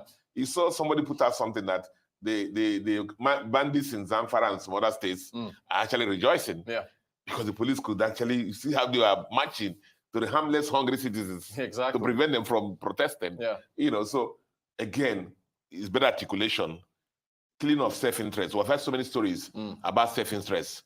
We've heard so many stories about why the insecurities continue, that some people are getting from it and so on and so forth. I don't know. I don't sit up there, so I'm sure the president has the full picture of what's happening. Yeah. He has all security reports, but this has to be stopped. No place in the country now is almost safe. Yes, exactly. No place in the country is safe now. There's also something about closing all the IDP camps and then relocating the camp, resettling the campers. Where would they go if you're going to close the camps? See, Rotus. Yeah. For a country that's not at war, Nigeria is a shame with these IDP camps. Yeah. It's a shame. You know, the IDP camps are supposed to be temporary abodes. You know, when a state governor or somebody comes out and tell you that everywhere is secure now, everywhere is safe now, why haven't they, you know, decentralized the IDP? Right. Yeah. Okay. Do you get a point? Yeah. So that's why, you know, people speak one way and the result shows the other way. And then it's now, if you read stories about what happens in IDP camps, you'll be ashamed for Nigeria. And I hear the way they look, the state of affairs is terrible. Yeah. Terrible. The health system, the federal system. We hear so many underage children getting raped and pregnant. So many things happening there. Yeah. You know, people are living, you know, off nylon bags and left their homes. And then maybe also, remember these people are supposed to be farming also in their farms. Right. So everything in Nigeria adds up to that. Right. We have food inflation. Look at IDP camps. Yeah. You know, so that's the issue. This is actually, for a nation that is not aware, you know, this IDP camp is a big embarrassment to our country. There's another one, I think, electoral reform. They want to probe the 355 billion. I think we should put that back up. The 355 billion that I think has been allocated to INEC or so. Where is that? Yeah, it's there. Well, that's an electoral thing, though. Yeah, total electoral reform, independent provincial electoral budget of 355 billion. Let me put it this way. Yeah. I'm not going to dabble into politics. Of course. All I can tell you is this, that I've always said that the day Nigeria will actually turn, you know, to what it's supposed to be, is the day that elections will be won and lost on the basis of the, what you have done during your tenure. Right. Not the police commissioner. Right. Not the GOC commander. Not federal might, or as the case may be. Not the money that you bribe people overnight, and the fact that you go there, and it's a shame because there's some countries near us here, that during election nothing happens, what goes on, and people just go and vote, no killing and whatever. So that is the problem. So if I want to talk about election, it is that election that we'll carry out and our vote will count. Right. There's no legalistic manipulation. There's nothing like this one worked, this one didn't work, therefore this. And then now, in Nigeria, a lot of the elections are determined by the judicial system. All those kind of things have to stop. Let election be such. You see the kind of things that happen. The last election tried, in some instances, where at the first round of election, where people who didn't have any platform actually went and won election before their eyes opened, and the powers that be did the things they did in the second round to tighten things. So that's the kind of thing we're looking at. That you stand up here, you have the same platform, you can debate, you can challenge whoever is the incumbent, and then you have a better something. People will vote you in. That's the kind of electoral reform that we're looking for. Whether there's a budget or not, but those are the issues. Those are the issues on Nigeria, and that's the okay, Chika, let me take your attention to this. This is live in Abuja. We're seeing tear gas being used to disperse protesters. So you can see armed guards. You can hear the shots now. We're hoping for no violent activity, but yeah. So you see there the police there. It reminds me very much of what we saw in Kenya. Although, of course, there in Kenya, just to make the difference, lives were lost there. No lives have been lost here in Nigeria. But wow, this is some serious armed.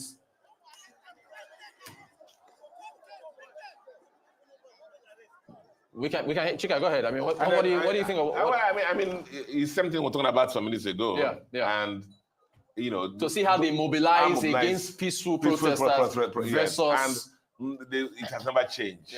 So a provocation now can get this out of hand. In this program, one time I wrote it again. We'll try to speak well in this program. I said, Nigeria, the people in power should realize this, that our country is like a land that has been littered, they have poured fuel everywhere, petrol everywhere. Exactly. And they're just watching for somebody to light the match. Because this thing they're doing now, the word is, people can see it in the Instagram now. Suddenly it can evaporate in Port Harcourt. Exactly. It can evaporate in Cross River State. We just kill one person now, and you see this thing take another turn altogether. And so they should just be very careful. As IG has advised them, they should be very, very careful. Allow people to protest.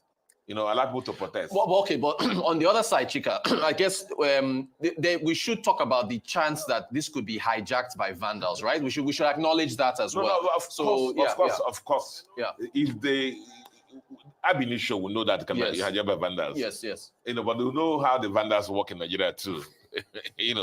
The people who are protesting have a purpose. The vandals must have a counter purpose to the vandals. So just look at it that way. So who is sponsoring the vandals? Right. Because the people who are protesting are peaceful. They're going on the street. They have a purpose. They want to communicate. You saw the people in government house in Port Harcourt. Is any vandal? They want to hear the governor talk. So now, when the vandals come in now, who sponsored the vandals? How do they come in? All right, I think we have, we're trying to get some shots there as far as what's going on in Abuja.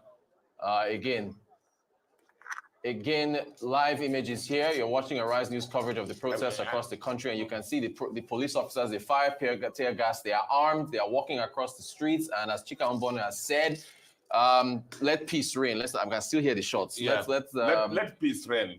Because if this gets out of hand, there's a report of somebody that has been killed now. I mean, look at the last answer. You know how it started. The killing of a protester, and then the tinderbox will just blow up. This thing can get out of hand. So let them just manage. Everybody just cool down, take it easy, and let this thing today pass. Chika, I remember during NSAS, you came to talk about businesses and their impact. So there's a productivity hit to all of this, Of course. I mean, a lot of business. They've grabbed this guy. He says he's a journalist. This This is what we're talking about. We don't need this. This is the press. This is a member of the press. The police should not be doing this. The man has a camera. He has a jacket. He says he's a journalist. He should not be accosted by police. What did he do? Everybody there is saying he's a journalist. What is the problem? Okay, good. Okay, good. So the police are... Yeah, the senior people have come to take Senior people care. have come to diffuse the situation. We don't need this. This is what we were just talking about just now. So if you're watching, a journalist has been accosted by at least one police officer. He was being pulled away from perhaps getting too close to where the tear gas was being shot. Everybody, you heard everybody there saying he's a journalist, let him go. And to the credit of the police, as Chika just pointed out, another police officer came and pulled his colleague away and said, allow the journalist to do his job, I think. And we're still hearing more shots of, I think, tear gas or so. We really hope this does not escalate. That is the last thing we need right now. Oh, my. Again, Chika, it's you know, and I think the reason why our cameraman kept facing his camera to the floor is he doesn't want to get the wrath of police officers that he's pointing the camera at them. Yes. You know, that's the reason why I kept pointing at the floor to pretend like he's hanging it on the side. Our police never like you to film them. Wait, why? Can you talk to that? Why do they not like, even when you bring out your phone, they get very violent. But see, the problem is that... It's really odd. I don't know why they do this. The problem is they stopped me one day and... You know, we're trying to do all this filming thing. Right. And the phone going. And I said, see, guys, do you know that I have a camera on my watch? With technology, you know, your glasses. My glasses. You can hold the camera in your glasses. You can hold my phone, but I can still film all this thing. Yes. You know, what is it? Is this country that we're in? But shouldn't leadership in the police sensitize police officers that when you see cameras, it's journalism. It's accountability. Accountability. You know. But you know, when you're doing a bad thing, you don't want to be seen. You don't want to be seen. You know, don't want to be seen. That's what it is. You know. Oh gosh. Look again. I hope that journalist is safe. It's our country, and we have no other country but Nigeria. And the leadership and the citizens must work together to make sure things work. You know, this country survives. Right. As I said before, we have it all. I mean, we shouldn't be we shouldn't be suffering this way, the way the citizens are suffering. You know, everything that is resources is in this country, but we just be mismanaged. You look at our oil production. Right. Yeah, our quota. We can't even meet our. You have said there should be a state of emergency. I kept saying in this program that if I were the president, I would declare a state of emergency in the oil industry. And I mean, of course, I kept screaming it in this program. And then subsequently, I think the NMPC MD, said, we got to round up, Chika. Okay, Newsday is next. We continue, of course, Arise News, the best place to follow up on everything going on in Nigeria right now. So stay tuned. Newsday will take over. The protest coverage continues on Arise News.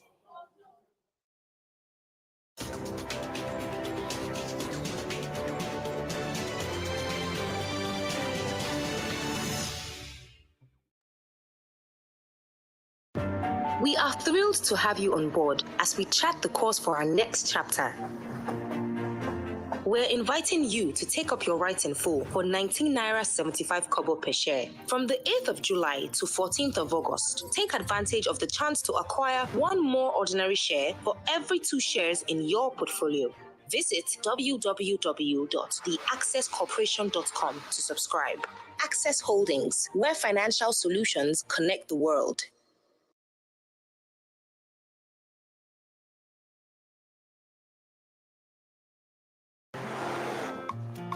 Guy, with the rising cost of things, we need to plan our next move.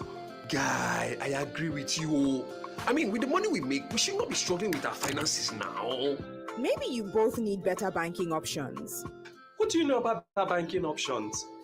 I recently moved my salary account to Polaris Bank, and since then, it's been a smooth ride for me. They bought over my existing loan and gave me better interest rates and repayment terms. Are you serious? Yes, as a Polaris salary account holder, I can get personal term loan, auto loan, mortgage, 50% salary advance, credit card, and more without going to the bank. Really? I've got a personal term loan already. See, here's my credit card too. How do I make the move? Simple. Open a Polaris salary account on Vault. Use salary account as your referral code. My guy, I am moving my salary account now. Get personal term loan and more with your Polaris salary account. Vault is available on Google Play Store and Apple App Store. Salary earners.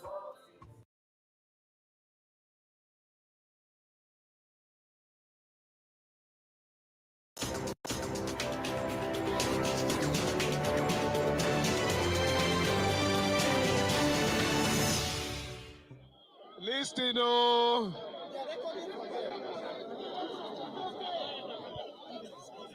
Let me first of all thank you. I'm thanking you because you're peaceful. That is the first thing. I'm thanking you because you're here. I'm thanking you because you're here to demand for a better.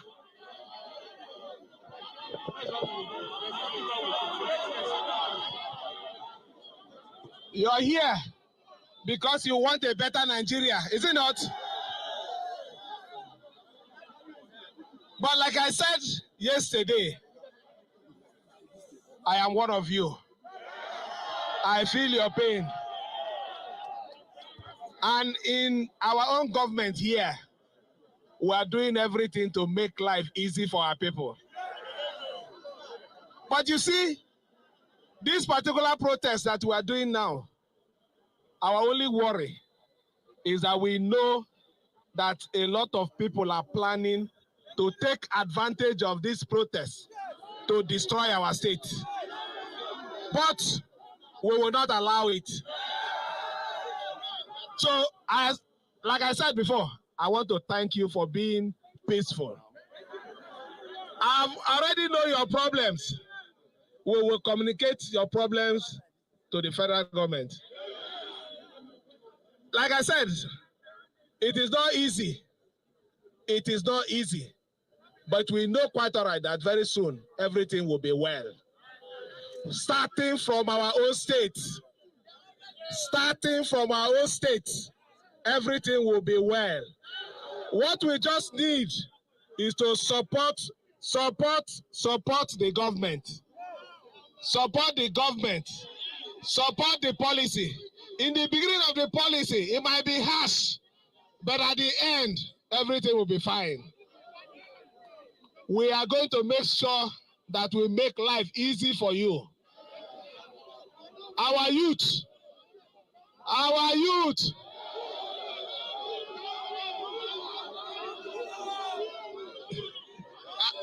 I know that you're hungry.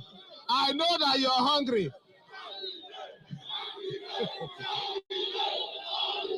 Okay.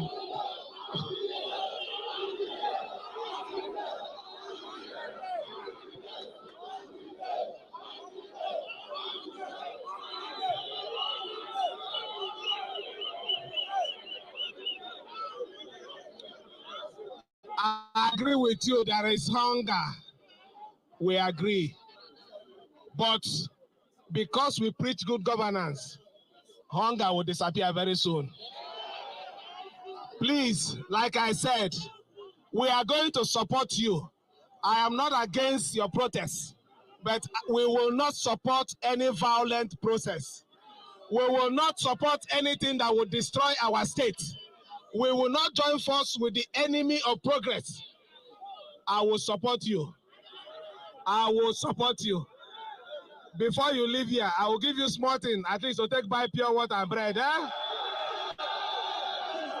Aluta continue, but peacefully.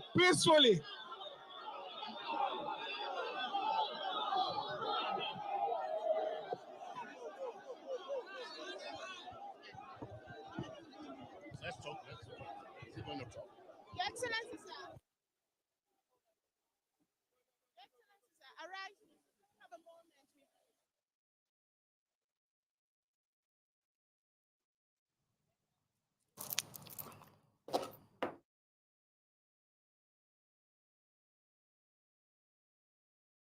you. Port Harcourt, Rivers State, where we've just heard the governor of the state, Siminalayi Fubara, who has come out to reaffirm that his government is tolerant to the demands of the protesters and respects their right to come out and assemble, but implored that they do so in a peaceful way. Of course, he was met with a lot of support from the people who are on the ground. I understand Mary Chinda is in conversation with the governor. Let's see if we can get this interview with the governor, Siminalayi Fubara. Beyond you giving them kickbacks and making political promises to them. You did ask that we had fears that the protest might be hijacked. For me, I have never had any fear that it will be hijacked because I know that we have always been a government that is concerned about the people. I only worry is maybe some elements who has taken it upon themselves to make governance difficult in our state, penetrating through this means to create additional problems. But if it has to do with the protesters, I don't have any fear. Their demands are germane, I understand. Hardship, bad governance. But like I always tell them, we must start from somewhere. Initial policies might not be friendly, but that is always at the end of it. If we are patient, tolerant, when I say patient and we are tolerant, there's no way the policies will not yield a positive progress and development for our state. I understand their feelings. Cost of living, cost of every aspect of it. Is it food? Is it cost to rent? Is it medical bills? We understand what is happening. But we were coming from somewhere very bad. And the government, right from the head, from the central, is trying to make sure that some of these things are properly addressed. You can't address them in one day. You can even see what's the exchange rate today. When the government came in, what was the exchange rate? It was below 300. But today we're doing 1,600. It's even a challenge to the government. So we are appealing as a government that everybody should be patient. I believe that with a little time, allowing these policies to materialize, things will be normalized. That is my feeling. I'm not scared. These ones are genuine protesters. There's no way anybody will hijack them. But we know those ones that have been masterminded or sponsored by some elements who believe they don't want this state to be peaceful. But we're working on that. And we are trying everything with the security agencies. We had the security meeting yesterday, and we assured everybody that, look, we'll put everything under control. So I'm not scared. Please. What plans do you have to quell the situation so it doesn't deteriorate to like the end? They propose a 10 days protest, is it not? We're just seeing how it works out today. The outcome of today will determine what happens tomorrow. So I don't have any fear. Whatever comes, we're equal to the tax. My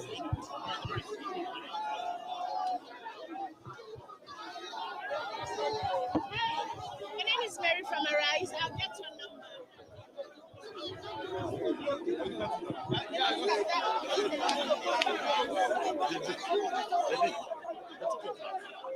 This interview. We've been listening to the interview with the governor of Rivers State with our correspondent.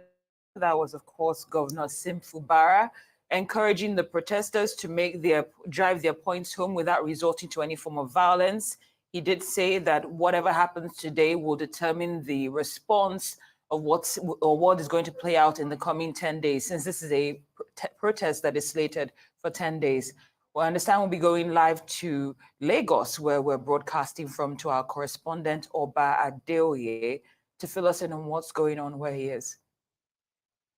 Oba, thank you so much for joining us. We see the show of support behind you, people trying to make their voices heard. Let us know what's happening, please.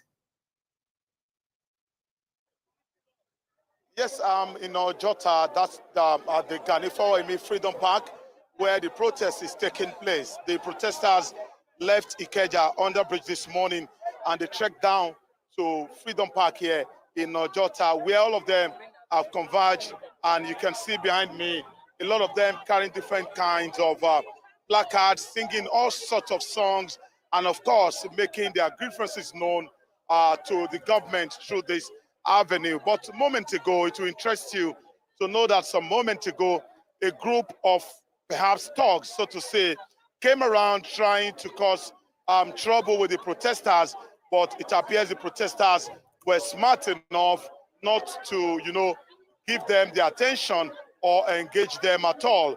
They tried to comport themselves and push themselves to one part. The so-called thugs came to play the role of the police, telling the protesters where to stand or where not to stand.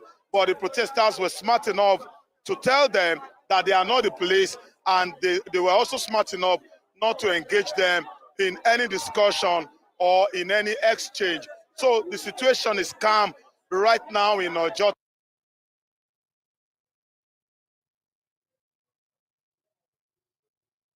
All right, that's an update from Oba Adewoye, who is in Ojota, Lagos, telling us a little bit about how some perceived thugs... Okay, I believe his voice is back. All right, of course. So I was saying that the police have comported themselves well too, as well as the protesters. The commissioner of police was here a moment ago to take, a first-hand assessment of this environment. And from the look of things, I think he's satisfied with what he has seen so far. The policemen are also busy around, likewise for the Lagos Neighborhood Safety Corps and the rest.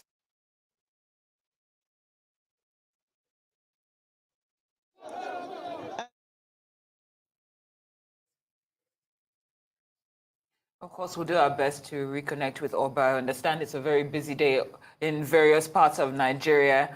Our correspondent is doing his best to communicate with us. I see he's beckoning on someone to narrate what's going on. We'll go back to our correspondent there in Ojota, Lagos.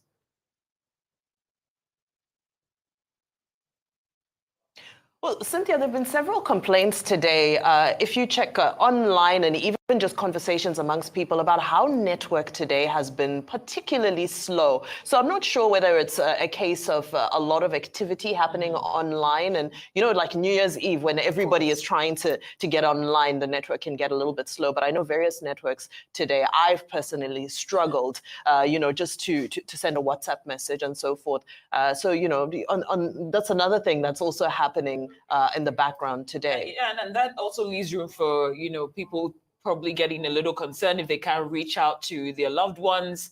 And I hope that the network providers will do their best to at least make sure that they stay on top of this, because this is not one of those moments where you won't have any kind of trouble reaching out to anyone, because we need to make sure that people are safe and whatnot. But based on what we were discussing with our correspondent, I guess we'll carry this on. We're here for 2 hours anyway. But we have days. Yes, we have our correspondent standing by, Mary Chinda. She's live from Port Harcourt. Mary, thank you so much for joining us. Please fill us in on what's going on in your end. Good afternoon. This is one protest where the River State people have shown a lot of resilience. They've defied the rain, they've defied the seeming threats by policemen, and have showed up all the way from Aba Road. It started just like a joke, a clutter of 1, 2, 3, 4 persons to 10 to 15 to 20, 50. And now this is exactly what you have. Now I've spoken to some of these people off camera, and they have this "we no go green" spirit. This spirit of, we gotta end bad governance. There's hunger in the land. In fact, one of them had a placard that says 1,000 no they do again, which translated in proper English is there is inflation. 1,000 naira cannot buy so much in the market it anymore, unlike 2023 and 2022 and the years before. These people are saying we are going to seek an end to bad governance, and this time we're not just talking, this time we're going to see to it that we actually get the change that we need. Well, on the sidelines of this, I must also tell you that these protesters that you see are actually inflamed by the speech of the Senate president just a couple of days ago. I mean, they have the Senate president Babio on their lips, and they're saying, they're describing him as insensitive. I mean, to them, he doesn't seem to care about what's happening to the common Nigerians. You know, just like when protests start, you know, it's just one thing and then there's a build up to other things. So there are several things that they're asking for. They're saying that the president has not listened to them over time. They're saying that the people at the National Assembly are eating over bloated salaries and all of that. You know, there seemed to be no calming these people down. Just a couple of minutes ago, I interviewed the governor of the state, Governor Sim Fubara, and I asked him a question, and I said, you seem to be focused on this protest not being violent, but are you listening to what the people actually are saying? And he said that he didn't exactly have fears because these are seemingly genuine protesters. Now, I must give you some background. Up until midnight of yesterday, Governor Sim was having meetings with the security apparatus in the state because, according to him, he had proper information that this protest was going to be hijacked by thugs. As a matter of fact, if I have to quote him, he said mercenaries have been sent to the state from outside. And that was why I was asking him today, okay, is it just about the fear about it being violent, or are you listening to the people? He had actually come here to address them. He had said to them he was going to pass on their message to the president. And then he had also tried to pacify them by saying to them publicly, you know, just we know that there's hunger in the land. I'm also a part of you, but when you are going, I will give you something to buy pure water. You needed to see how this protesters retorted, saying, no, we don't want money. It's not about money. We no go agree. And that has been what they were saying up until when he finished, and I had to have that one-on-one interview. What we see in Port Harcourt today is a small protest. Is a protest that started off small and is actually growing. We have over 500 to 1,000 people here, and of course, there is a heavy presence of security men, but it is the never die spirit of the Port Harcourt people that is actually on display here, and they're saying we got to end bad governance because this is an oil-rich state. We cannot be producing oil, and we're actually suffering. Mary Chinda, live from Port Harcourt. Incredible scenes there. 500 to 1,000 people, in your estimation, protesting peacefully and guarded by the security services, and have just been addressed by the governor of the state, Siminalayi Fubara. Thank you so much for that update. We look forward to catching up with you a little bit later in the day and getting more updates. But for now, we'll take a very quick breather. Newsday on this protest day will continue after this break.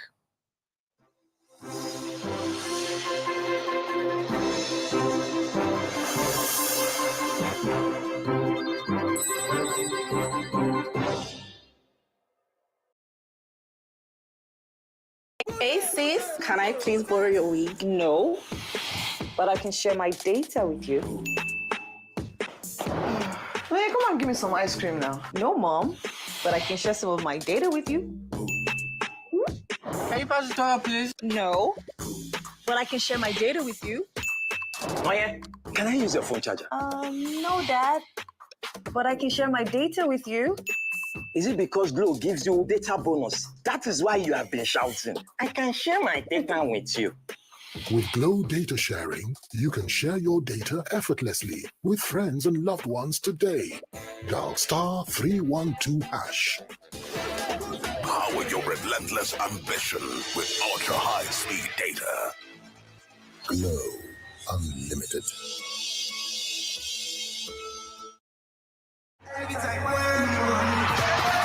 there's nothing better than the roar of your fans. But in Nigeria, there's a roar that will knock the head again. With fewer than 50 lions left in the wild, they could be extinct in the next few years. From loss of habitat and prey, and snares set for illegal bushmeat. Please say no to illegal bushmeat, and let's keep the roar alive for Nigeria. Poaching steals from us all.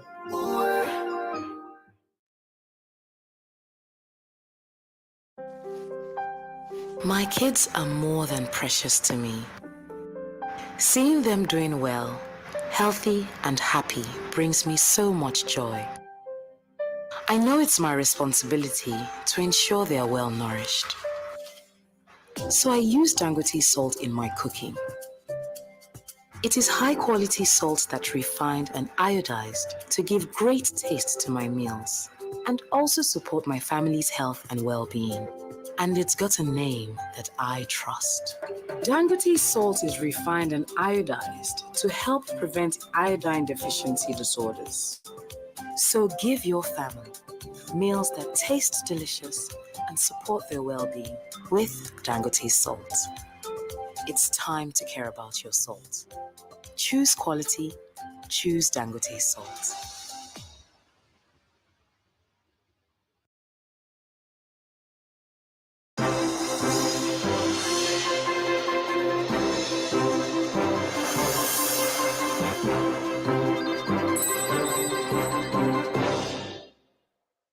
Welcome back to Newsday. Thank you for staying with us. Now, some protesters partaking in the nationwide protest against economic hardship set up bonfire in front of the Kano government house. Arise correspondent Ayo Adenayi has this report. The August 1st protest in Kano started on a very, very high momentum. And just right behind me, you can see some group of protesters moving at the Audu Bako way, expressing their grievances about their fears of the government. And beyond that also, we've also been to several streets in Kano State. We were in Zoo Road, we were at the Kano State government house too, where there were a lot of protesters there too, who are also expressing their grievances. The Constitution of Nigeria, Section 14, that give any citizen of Nigeria peaceful protest. We are in front of the government house of Kano State. Here that some of the civil servants that attack us. I'm on the street because enough is enough. Enough is enough for Nigeria. All the poor people of Nigeria, we are suffering. So we want the government to do something about Nigeria. We want the government to reduce food in Nigeria, and we want the government to reduce fuel subsidy in Nigeria, and we want the government to help us to break security here in the north. That's why I'm on the street. We have gathered here today in order to show our support for the good policy of the President Bola Ahmed Tinubu's administration, because there are a number of development brought by the administration of President Bola Ahmed Tinubu. Actually, to appreciate Mr. President for the development we're able to count in this administration, more especially with the students. Appreciate the student loan. We are here on behalf of the team in youth of Kano State to deliver our message to the Emir of Kano, take it to the president, insecurity, poverty, but so many things that is happening in Nigeria. Now from Kano to Kaduna, where Arise correspondent Gabriel Nisi is standing by to tell us more. Good day, Gabriel, and welcome to Newsday. Can you give us the latest from Kaduna?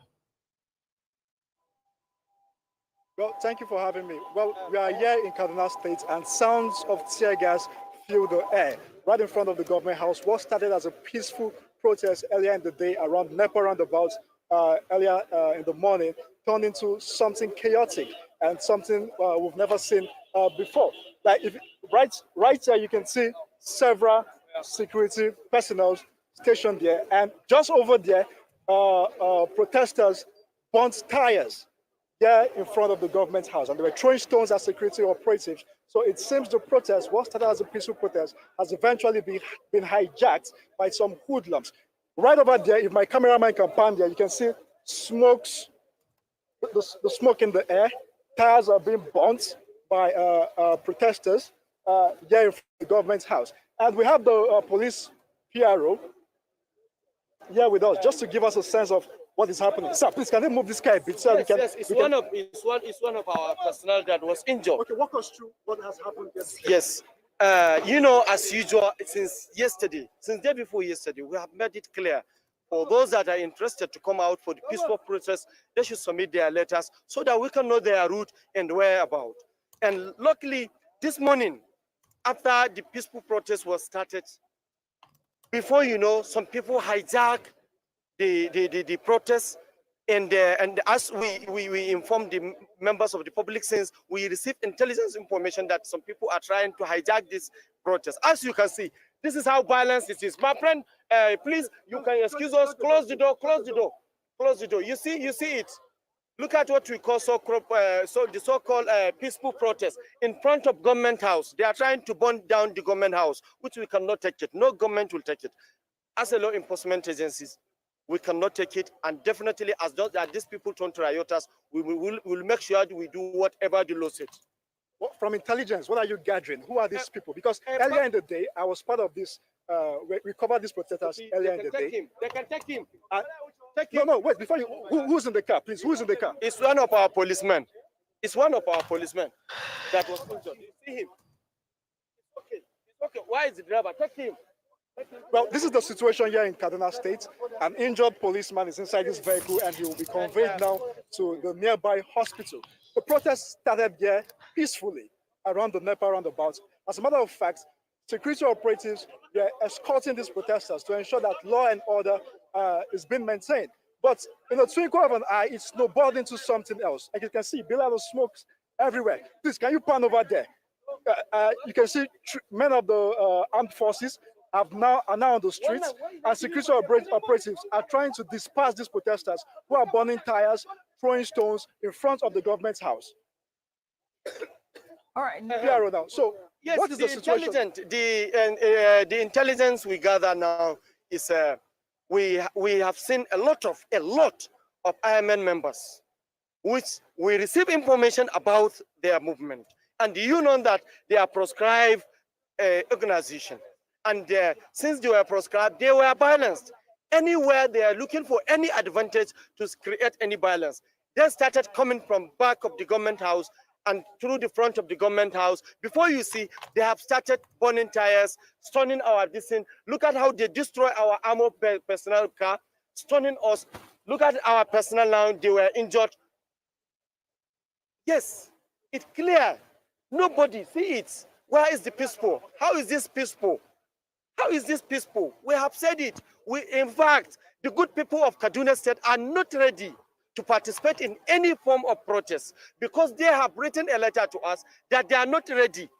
But before you know, some people have started hijacking it, recruiting people, sending text message for them, which we have seen it. And this group intervened in this protest, which we have a record, clear record. For several years, we have been engaging with these people. In other words, you're saying this protest has been hijacked by members of the IMN? Yes, they are extremely, yes. They are part of it. And another gang of hoodlums, which they were being hired from outside state. We know that from the state, we have nobody that is interested. We have said to people day before yesterday, they submitted their letter that they want to participate in the protest. Just 2 days yesterday, we received their letter of withdrawal. And the reason behind it is some people are trying to hijack it, and some people are trying to use money to finance it, and their aims is to destroy the state.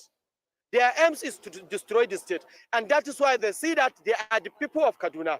The good people of Kaduna will never participate in destroying their state. The good 10 years Kaduna has been enjoying peaceful coexistence. And there is no way another people will come from somewhere and destroy this peaceful state. These people withdraw with their letter just because of the information and because of the people that intervened, that wanted to hijack, try to use money to buy them, to sponsor them. And they are people of Kaduna, we know them. But from that, we have come out several times without number, calling people that anybody who is interested in participating in any form of protest should submit his letter. So that the essence is to ensure that we give them cover, we give them the money. We all yes. saw that. All right, back to you in the studio. This is the situation reports here in Kaduna State, and security operatives in the state are trying to curtail this incident to avoid a snowball. Nisi Gabriel, our correspondent live from Kaduna State, thank you so much for that update. And we wish the police officer who was obviously injured in that case quick recovery. And please stay safe as well. Thank you for joining us. Now, one protester has been injured as police fired tear gas on protesters at Eagle Square in Abuja. Protesters were dispersed from converging at the venue as they marched towards the three-arm zone of the Federal Capital Territory.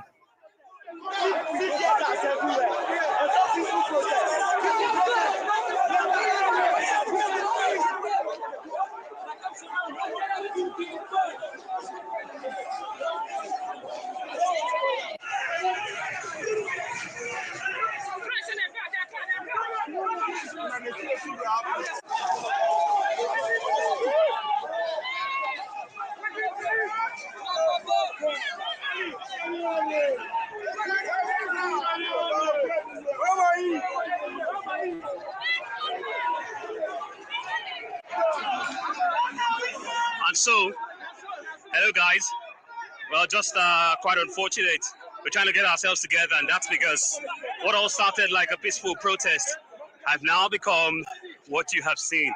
Different canisters of tear gas being fired just by the side of the Federal Secretariat. And it's becoming something very serious between the people here and All right, well, that was moments ago in Abuja. We now cross live to Abuja as we connect with Georgina Ezeanika. Georgina, can you let us know what's going on currently? We've just seen those images of tear gas flying around Eagle Square some moments ago. What is the situation now? But that's not a protest point. Okay, so I am not currently at Eagle Square. I think we have the team of Ferdinand and Benga at the Eagle Square. I am right in front of the Tinubu Shatima campaign office where we have some pro-Tinubu groups standing by, and they are asking that Nigerians be patient and be patient with the government of Tinubu as he's putting in policies that will make lives better in the long run. I have standing by my side right now the Minister of State, Police Affairs, standing here right now. We want to talk to her to know what is her position or regarding the protest currently happening. Hello. So talk to us about what is happening in the country right now. We have tear gas being thrown at protesters at Eagle Square, but here I was at the Eagle Square a while ago. There was no protestants that were being, sprayed tear gas. And like we said, everybody has a right to protest, but where the rights of the protestants stop, that's where other people's rights start. So let's not obstruct. Let's not, infringe on anybody's rights. The police are there to protect our law-abiding citizens. Yes, and everybody has a right to protest. It's a wake-up call for everybody, not just the people in government, but even the citizens, that we must assume our most patriotic selves, and bring our best selves forward to support the government, because the government means well, and I'm confident that the next time they come out to protest is in support of the government. But let's all continue to be patient. All right, Georgina. All right, so you said earlier that Nigerians should be patient, but there have been sincere cries from Nigerians that things are hard. People can't afford a daily meal, and they can't even send their children to school. What more can they do to be patient? I mean, they're hungry. People are hungry. A lot of policies have been rolled out, very good policies and very sound policies. With a bit of patience, I'm sure we'll all begin to feel the impact of those policies. And like I said, nobody is perfect, Mr. President says it all the time that even I can make mistakes. And that's why I said this protest is a wake-up call. Where we go right, we continue to put a lot of strength. And where we're going wrong, we'll come back right on track. But we need the support, everybody's support, to be able to move this country forward. All right, Georgina, can you hear me? All right, thank you very much. You just heard it from the Minister of State, Police Affairs. Georgina. She has said that Nigerians need to be a little bit patient with the president. Georgina, can you hear me? Great. Can you please ask her, because of course it was stated that the End Bad Governance protest had the potential to be hijacked. So what's the assurance that this protest will not also be hijacked? Okay, so we're asking, the NSAS protest actually was hijacked. What is the possibility that this protest will not be hijacked by hoodlums or thugs? If you look at the guidelines for the protest, you must ensure that your protest is not hijacked. The security agencies are there to support. We're working with intelligence reports, and we will ensure that everywhere is safe and secure. But even the protestants must make sure that they're not being manipulated. But the police are out there, the law enforcement agencies are all out there to ensure that everywhere is safe and secure for everybody. And I would like to also appeal to the protestants. They should continue to be, to adhere to the guidelines of a peaceful, protest. The police are there to give you the right kind of support that you need. Like we said, Eagle Square, if you're in Eagle Square, nobody's going to spray tear gas on you. And this is, being enforced so that everything is in a orderly manner, so that nobody's right is being infringed on. So once more, I thank the protestants for being, law-abiding, and I thank the Nigerian citizens for the confidence in Mr. President. Let's just put hands together. Let's work as a team. This country needs all of us to be able to move forward. And I assure you that we'll continue to evaluate what we're doing right and where we go wrong. We need the constructive criticism. Everybody needs it to be able, because nobody is perfect. But I can assure you that Mr. President means well for Nigeria. All right, so you heard it from the minister that the president means well. We also have someone standing by who is part of the team as well. My name is Dr. A.A. Agogo. We're here to preach peace, to preach one Nigeria, to make sure that our country stays safe, because this is the only what we have here, and we don't want anybody to create war for us, because we enjoy the peace that we're having, part of our country in Nigeria. I will also appeal to those protesters that they also abide by law of our country, because now we don't have any other country like Nigeria. And Mr. President has also told them that please, they should give him more time.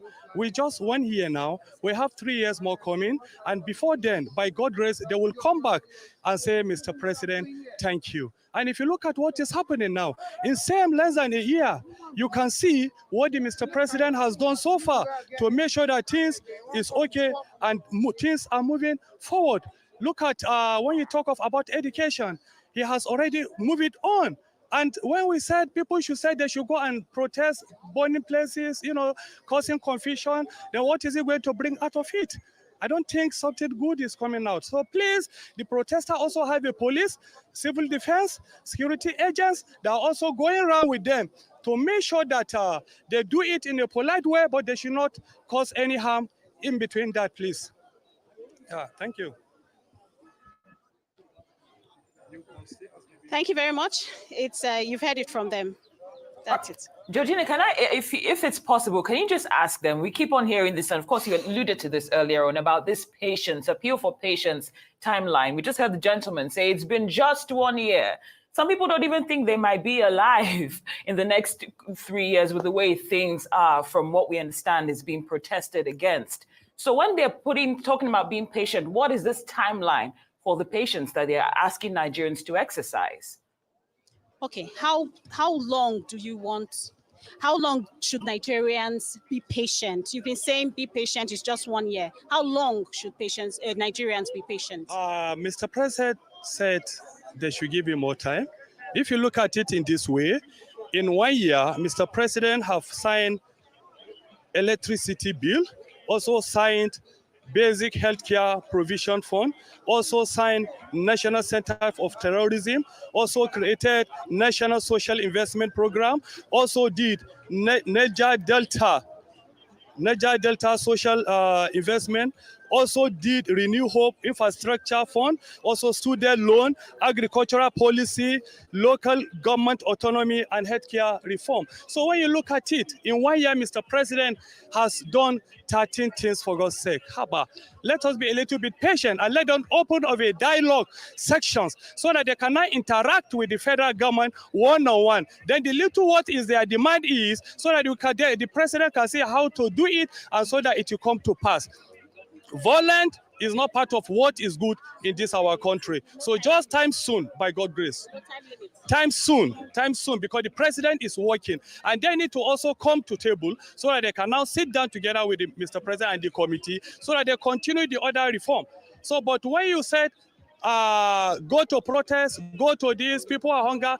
Look, the hunger we're talking about, everybody is aware of what is happening in Nigeria because we are Nigerians and we are the only ones to solve our problem and nobody can solve our problem from outside. So people should not be confused. People should not going to come and stay and make sure that they destroy this country for the peace of others, not for the violence of others. So we want peace. We want peace. We want people to be law-abiding, for people to call for the dialogue. We are saying dialogue is the way out to this country. Please.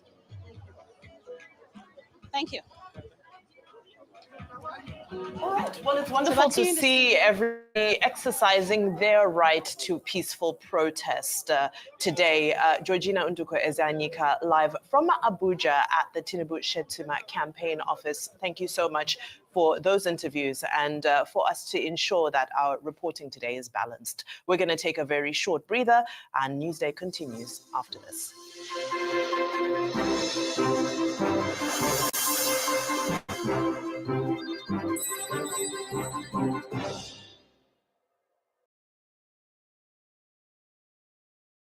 Thinking of banking in Africa? Think Zenith. In today's fast-moving, fast-changing world, you need a financial partner that understands your unique expectations. A bank with presence in major financial centers across the world, with the enabling platform to facilitate seamlessly, whenever, wherever, however. A bank with best-in-class financial solutions from a superb combination of technology and human touch. For easy, fast, and secure banking that creates real value. Turning dreams into reality is now in your hands. People, technology, service. Zenith Bank, in your best interest. We are thrilled to have you on board as we chart the course for our next chapter. We're inviting you to take up your rights in full for 19 Naira 75 kobo per share. From the 8th of July to 14th of August, take advantage of the chance to acquire one more ordinary share for every 2 shares in your portfolio. Visit www.theaccesscorporation.com to subscribe. Access Holdings, where financial solutions connect the world.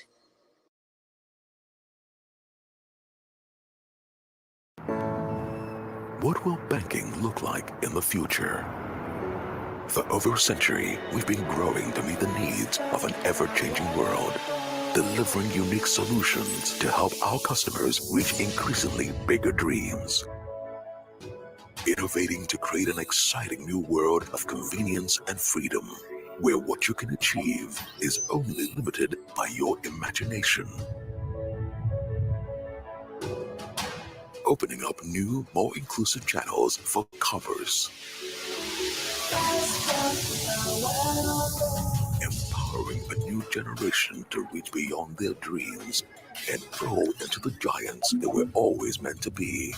We're helping to create a future where the possibilities are infinite, the opportunities borderless, and where the world looks up to Africa. Let's awaken the giant in you.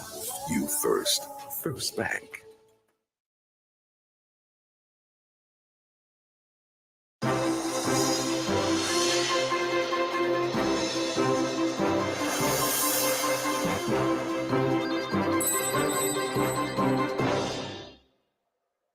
Welcome back to Newsday. Thank you so much for staying with us. We're still looking at the nationwide protest regarding ending bad governance, and we have our correspondent Tokunbo Yetunji standing by right here in Lagos, or Jota specifically. Tokunbo, thank you so much for joining us on Newsday. Please fill us in. Thank you, Cynthia, for joining us right here at the Ganifa Reme Park in Ojota. Well, this is the scene here. As we speak to you, midday, the crowd has grown larger, has grown bigger. But what we see is that the people have remained on the streets. Despite all the persuasion by the security operatives and some of their leaders to go right into the Ganifa Reme Park, which is the designated place, and the other park right here by my left, which is the Peace Park in Ketu, the protesters have remained adamant and they are on the street, moving from one end of the street to the other and chanting one anti-government song or the other. And some of them who are actually have been speaking with us off camera have been saying they don't want to go into the premises of that park because they are afraid that they could be attacked there. So that is what we have seen here. There's not been any eventuality. The security guys have been adopting persuasive method to actually make them see reason why they shouldn't block the road. They're actually not blocking the road, but it's just that traffic would definitely slow because of the crowd. Each time there is a vehicle to pass, I think they just make way and they allow the vehicle to pass. But so far, so good. That's the situation. They've been on the road and we're here. The security guys are still here too. The commissioner for police in Lagos has been here earlier to actually take a look at what is going on around here himself. I think his engagement with some of the leaders of the Take It Back movement has not been successful enough to actually persuade them to go right into the designated points. For that, of course, we do continue to monitor developments in Ojota, Lagos, and to see whether these protesters will eventually move into the area that has been said to be demarcated for this particular protest. Let's now shift our attention back to Abuja, where Ferdinand Durowa is on standby. Of course, we know that we have a number of correspondents in different places. Ferdinand, in Abuja, we're live with you now. Can you give us an update? And can you also describe your exact location in Abuja? All right, thank you so much. And we are at the central area and not too far from the Three Arms Zone. And that's because earlier today, well, it all started from the National Stadium. And at a point, the protesters did march into town. And by the time they were getting close to the Three Arms Zone, the security operatives had to restrict them. And that also involved the use of canisters. Well, hundreds of canisters were indeed fired at the protesters, canisters of tear gas fired at the protesters. But unfortunately, it hasn't deterred them.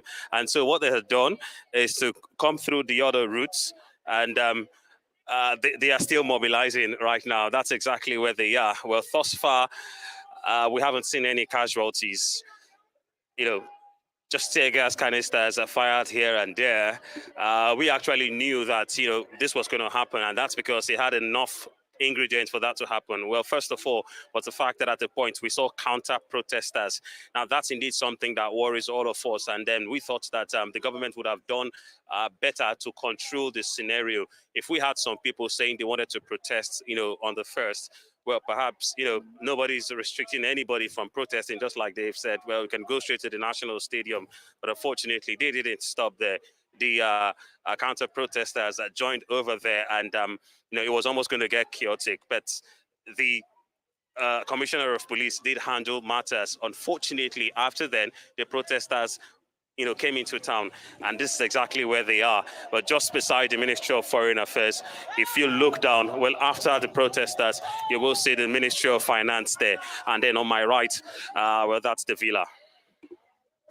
Well, all right, Ferdinand, thank you so much for that update. You did say that from your perception, it doesn't look like enough was done to ensure that the protesters were protected based on the counter-protest and all these canisters of tear gas that were administered.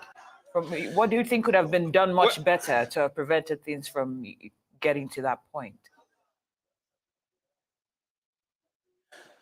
Well, earlier today, just like I said, well, we had enough security presence, and it was quite controlled. The Commissioner of Police in Abuja did do a whole lot to control the crowd.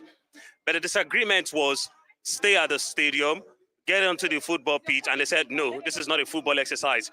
We will not be on the football pitch. Well, they encroached the road, and they just didn't stop there. About after an hour, they went into the streets, and here they are at the central area.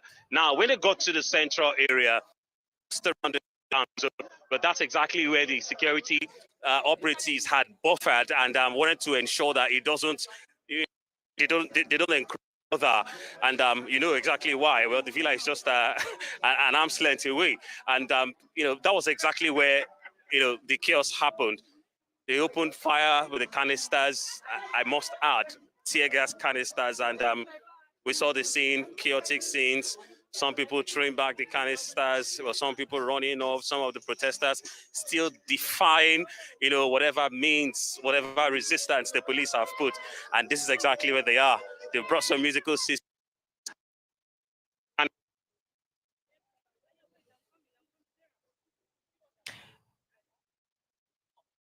All right, Ferdinand, we can see that it looks pretty festive behind you, young people dancing and so forth. What are your thoughts about the trajectory of, today is just day one and we're only halfway through the day. Do you foresee more people gathering? Do you see the momentum picking up, given some of the sights we saw earlier with the tear gas and so forth?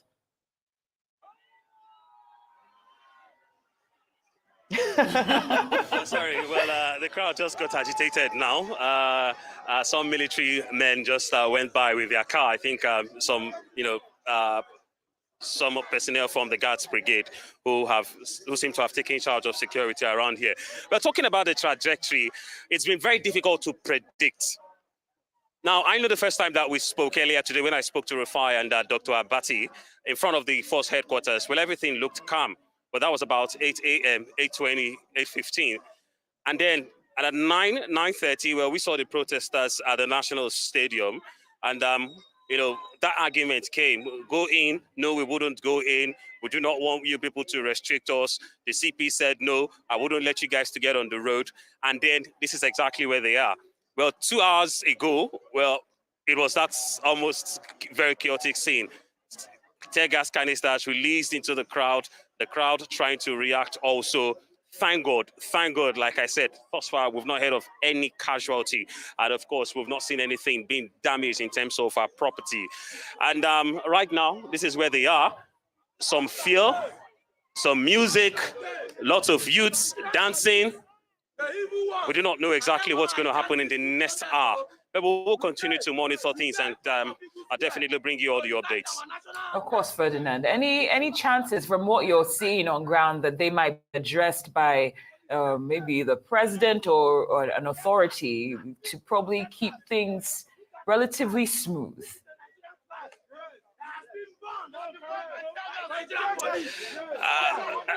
I beg your pardon, I'm finding it increasingly difficult to hear you, and that's because we're beginning to see some of the protesters gather behind to try and, get a word or two into the cameras. But if you will just repeat again. Of course, Ferdinand, it explains itself, all that's going on around you. I'm asking if there's a chance from what you're seeing that someone might come to address the protesters, whether it be the president or someone representing him, to make sure things go relatively smooth.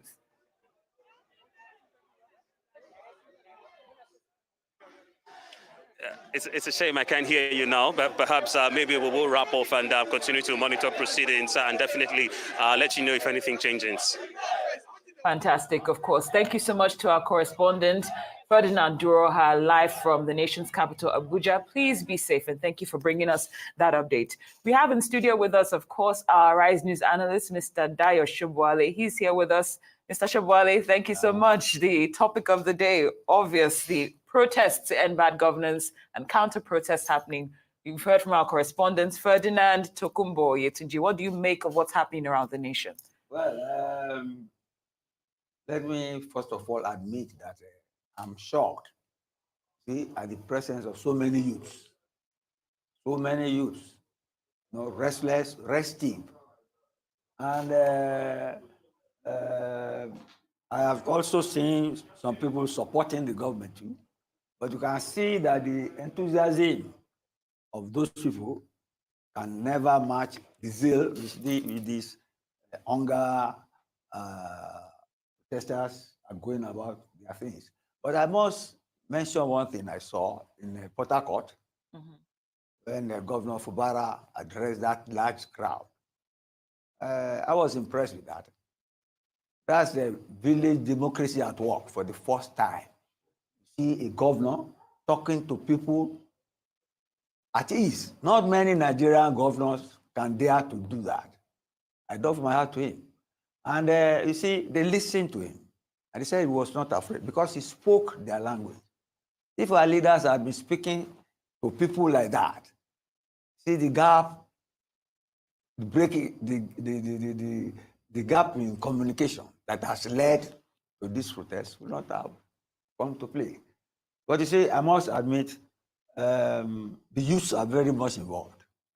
And you can see they are discontented. They are not happy. Government must do something to arrest the situation. I don't know if the tempo will gather. You see, like you said the other day, it may gather pace, rise in momentum, or it may fizzle out. Depends. And it depends on how the police handle it. The police were getting incensed in Kaduna. I could see that policeman was trying to sound provoked.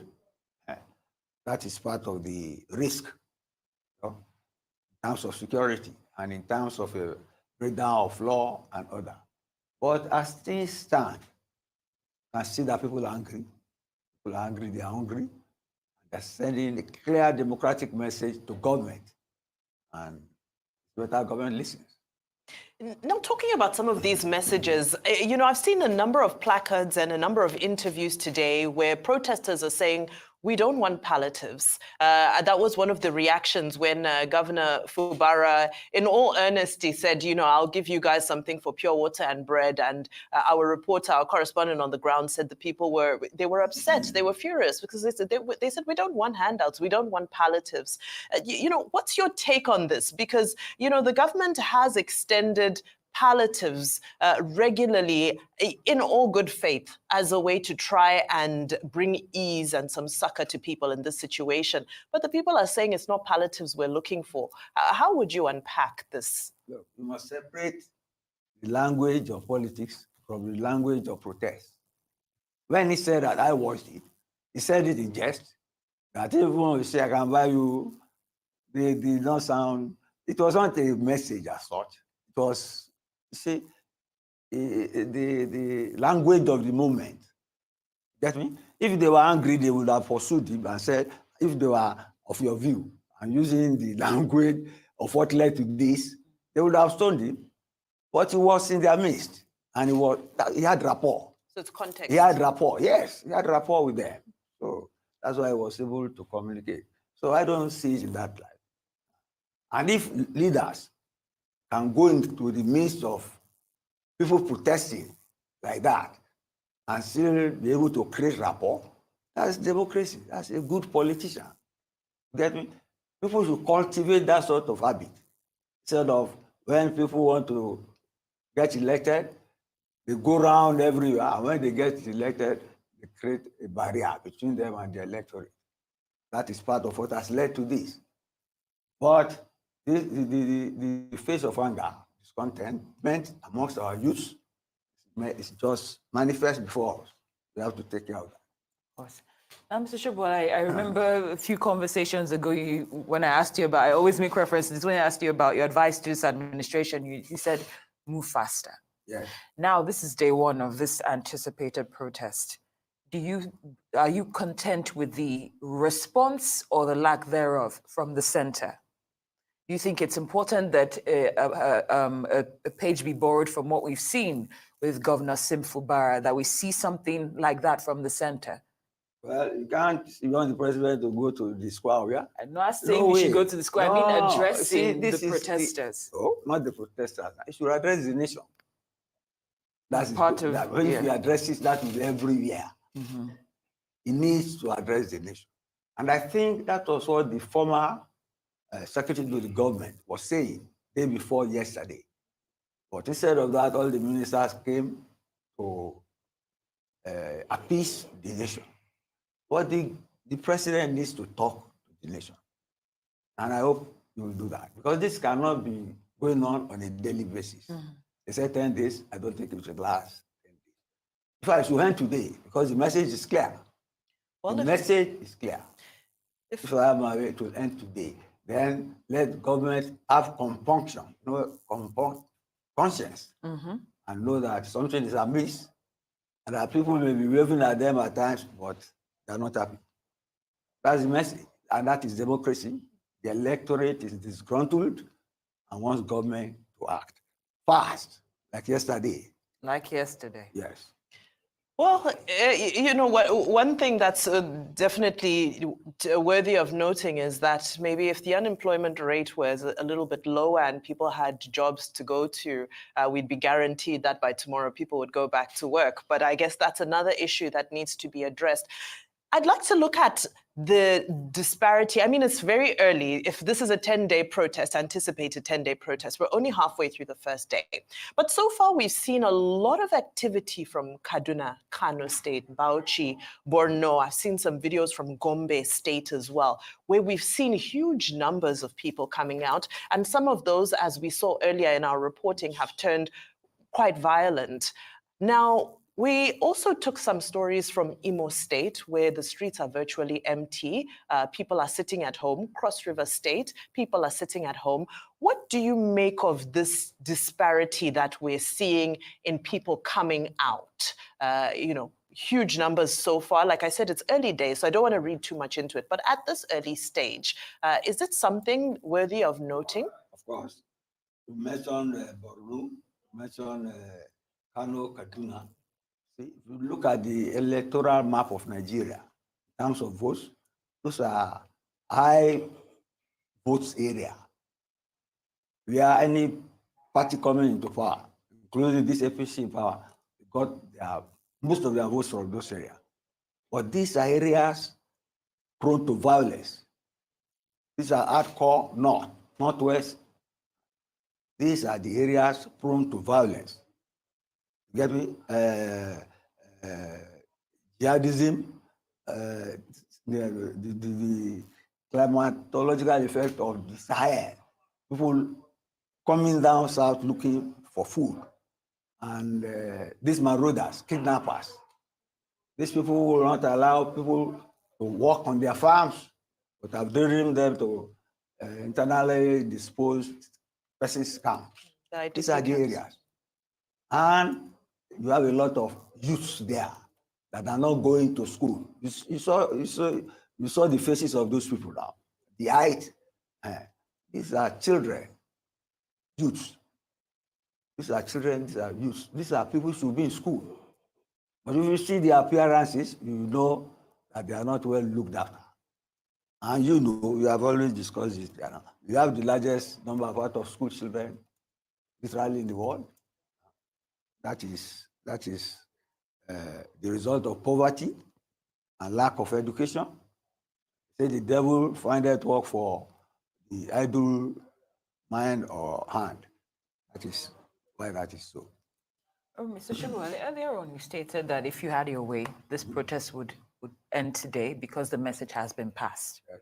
But from your assessment of the federal government, does this administration strike you as a listening administration?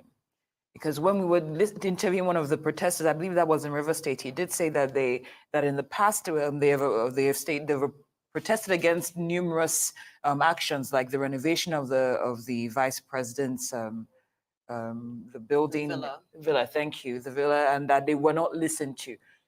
So, do you think that this administration, from the past responses and what we're seeing today, do you think that this message that you're saying it's been passed, do you think it's one that will be listened to and acted on? Well, I'm not a government advisor, but I will tell you one thing. This message has been sent. And I've He's saying that government has no time on its hand, must act fast. So it's not a matter of listening. If the government had listened and performed and acted, people would not be on the streets. You get me? So it is performance now, not listening. Listening has not yielded results. That is why appeasement came in. So the government must bridge the gap between performance and non-performance. And when the president came in, he said his ministers that he will be appraising them from time to time. He should do fast appraisal. Fast appraisal. And you see, the government has been trying to appease. But you see, I will not say the appeal has fallen on deaf ears, because many people, maybe it will have been worse than this. But people have listened. They have appealed. People have listened to government. If government is listening to people sufficiently now, I will not know. But government needs to up its performance and bridge the communication gap between the rich and the poor, and between the host of the electorate, they who are in power. That's it. And I was talking about bridging relationships. One development that I think is noteworthy is the fact that over the past few days, we've seen, can I call them elders, coming out in their numbers, whether they be cabinet ministers, religious leaders, even traditional rulers as well, coming out appealing to young people, appealing that they do not embark on this protest. And my question to you is, seeing that this protest has still taken place, and in quite a big outcome, do you think there is now a disconnect between, I want to call them the elders, and the youth? Is there, a new relationship developing there? I don't agree with your assessment that the protest has been huge. This is Lagos. Everywhere is dry. Some people have locked up their shops. Maybe they are not sure what will happen. So I won't say it's a successful protest. Get me? But the message has been sent. And as for those traditional rulers, elders, and so on, that's the status quo. If there is a revolution, they will suffer, they will be the target. So it's self-interest and self-preservation for them to appeal to people.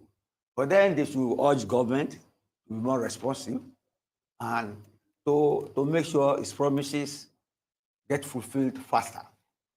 Time is not on its side. With all the goodwill it has, government so far has tremendous goodwill. It should not waste it and consummate it in such a way that it has the goodwill and maybe the affection of the people. I like the fact that with each response you're saying faster, faster, yes, which is music to my ears. Speed is of essence. Of course. Now, Mr. Shobali, with all the interviews we've had today, we've seen numerous demands. One that reminded me of you was when we saw a banner that said they wanted education grants, not student loans. Yeah. We've seen other ones that said reverse the electricity tariff, bring back subsidy. From all these demands that are being made, do you think there are any that are far-fetched, outrageous, or are they all reasonable demands? They are reasonable. Why are you questioning that? I'm asking your perception. From their pains. Of course. That's why we've been discussing that. We've discussed anything you see on that placard. I don't think there's any that we have not discussed there. Mm-hmm. Those are the pains of the Nigerian people. And that is the reality of our politics. Those things are not being met. That is why people are complaining. We are analyzing why. But then they are the receiving end, you get me? And they are saying that they don't want to die of hunger or poverty. That is why the protest is on. That is why government is in place to give them succor. The reason I asked why, if you thought that any of them were outrageous, because if you're saying that they're all reasonable, then this should be easy for the government to attend to since they're crucial. Mm-hmm. What do you think? The government has been explaining why all along, and have been appeasing that the results will come later. Like I said, they say they are laying a foundation. Because, Rome was not built in a day. Some of these things will take time to come out. That is why I said speed is of essence for them to make sure the good things we are put on the ground manifest in time. So people get too angry or too hungry. Yes. All right, I want to retract what I said earlier. In my list of places where I said there wasn't much activity, I'd added Cross River State. We're looking at images from Calabar this morning where it was a slow start, but it seems, young people, these boys look extremely young, have come out to protest. We see a little bit of tension happening between the young men and some men in uniform.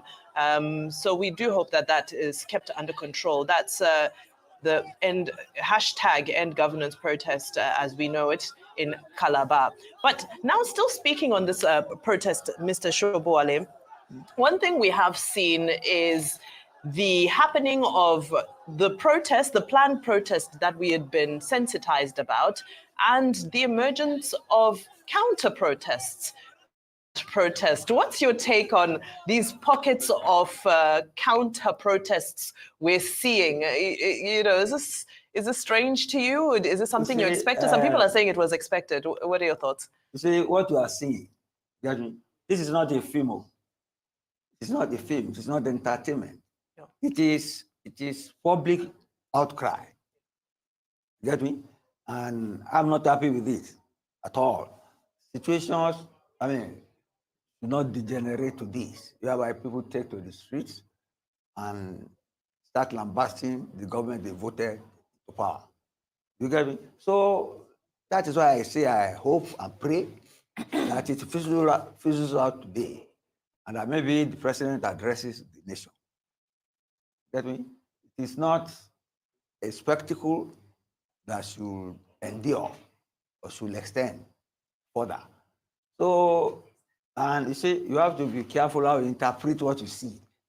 These are, we don't have universal view or helicopter view where you can simultaneously see everywhere. So it is as when they present them that you see them, talk about them, and our views will not coincide or what we see.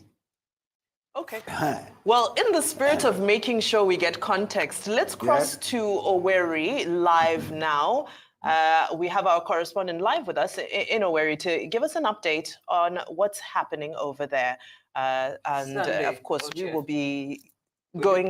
will be going around the nation today to bring live updates of all that's going on. We just saw what's going on in Calabar, Cross River State. We've been to Kaduna, to Kano, to really trying to ensure we give the nation a balanced report of all that's going on, both protesters and counter-protesters, giving everybody a voice. Of course. I don't know, do we have Saturday Ochia yet? Or okay, can we go to him? Saturday, thank you so much for joining us on Newsday. Please confirm you can hear me. Thank you. Great, I'll take that as a yes. Please fill us in on what's going on in Owerri, the Imo State capital. Well, like I told us in the morning, Owerri is very calm, very peaceful. There is nothing like any protest of any sort in Owerri. Right now, security operatives have stationed themselves in various points, strategic points, to ensure that they maintain law and order in Owerri metropolis. And the roads are very empty. Vehicular movements are very scanty. People are indoors, probably because of the protests which they have not joined. Socio-economic activities have been paralyzed. Banks under lock and key. Markets closed. And the people are very few, only very scanty, very few people you can see on the streets of Owerri. And right now, it's still very peaceful.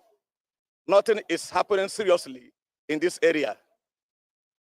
Thank you so much for that, Saturday. I know I watched your live cross into the morning show, and you had said that, well, people of Owerri and Imo State are used to sitting at home. Are you still attributing that particular phenomenon to the amount of, shall I say, inaction taking place in the streets today? Or is it that people are just not invested in this particular protest? Well, you know, in Southeast and particularly in Imo State, protests have not been the issue on ground. Like yesterday, the state government, His Excellency Governor Hope Uzodimma, addressed the people. He told them that there is no need embarking on protest. The reason being that Mr. President Bola Tinubu is doing great, working around the clock in ensuring that the hardship Nigerians are facing are ameliorated. And he said, sooner or later, that will be witnessed in this country. So there is no need embarking on protest, according to him. And then he went further to say that those who are organizing this protest, where are their children? That their children are abroad, rejoicing, while they are using parents, youths or children of other parents to embark on protest. So he advised them not to embark on protest. And that may be the reason, one of the reasons why there is no protest in Imo State. And more so, yesterday and day before yesterday, the unknown government unleashed terror on the people, killing many, injuring many. That also could be a contributory factor that made them not to come out today because of fear, because of panic. That should be the reasons behind it. Thank you, Saturday. But from your assessment, of course, you're on ground. Do you anticipate that this will be the same, that things will play out the same way tomorrow and the day after? Because we know that this is scheduled to hold for 10 days. Do you anticipate that some people might decide to come out tomorrow, if not today, or do you think it will stay the same?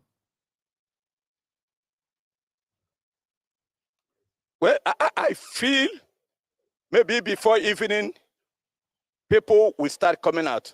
Like right now, there is an event organized by the state government where they want to distribute palliatives from the federal government. That will take place any moment from now. Perhaps because of that palliatives, people will now come out so that they will partake in it. And also, there is also another event going on right now. They call it Health Insurance Scheme. People are also will attend that program so that they will be able to participate in that program. So hopefully, towards evening or tomorrow morning, Owerri, the Imo State capital, will become agog again, as it used to be. All right. Well, we'll be looking forward to those developments and seeing how the people of Imo State continue to relate, or rather choose not to relate, with this day of protest, first day of protest, Saturday.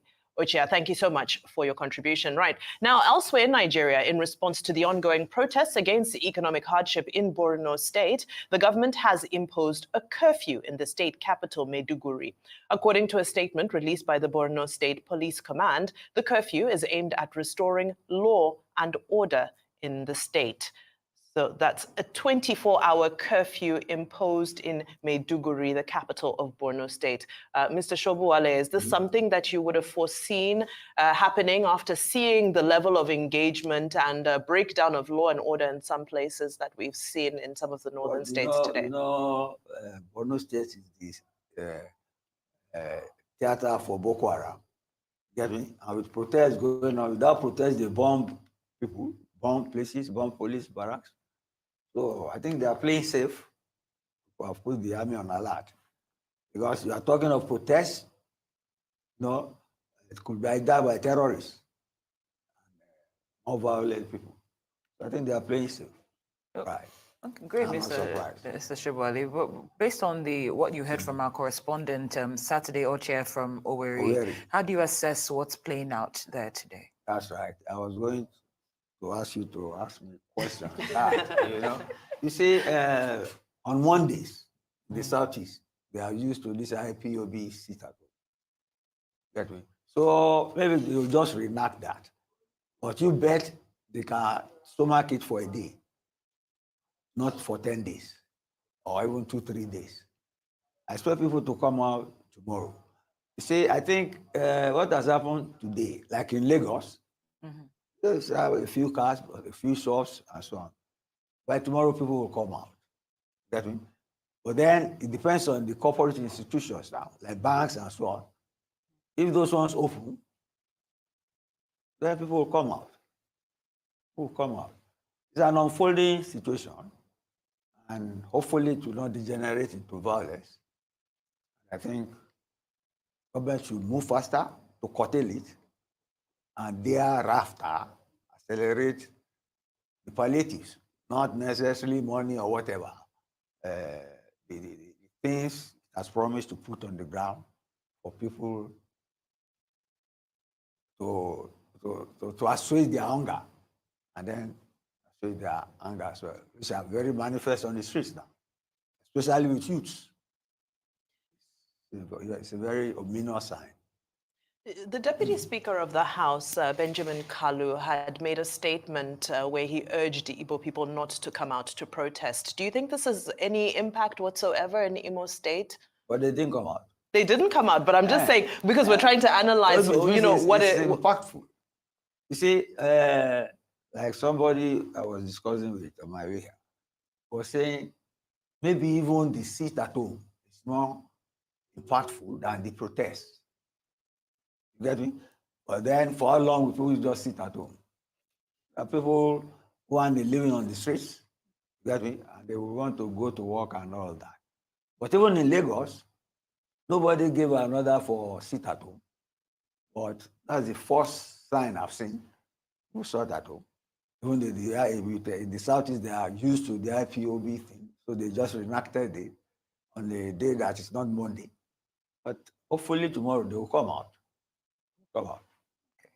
Mr. Shubali, I'm just wondering if you can go back in time, if you could rewrite the events that we're seeing playing out today, or steps that might have been prevented or not taken, or different approaches that could have been made. What would you have done differently that might have allowed us to see things play out in a more just to be a normal day in Nigeria? How would this have been prevented? Okay, you should remind me. There are some things I've said there. I said government should intervene. Yeah, you have.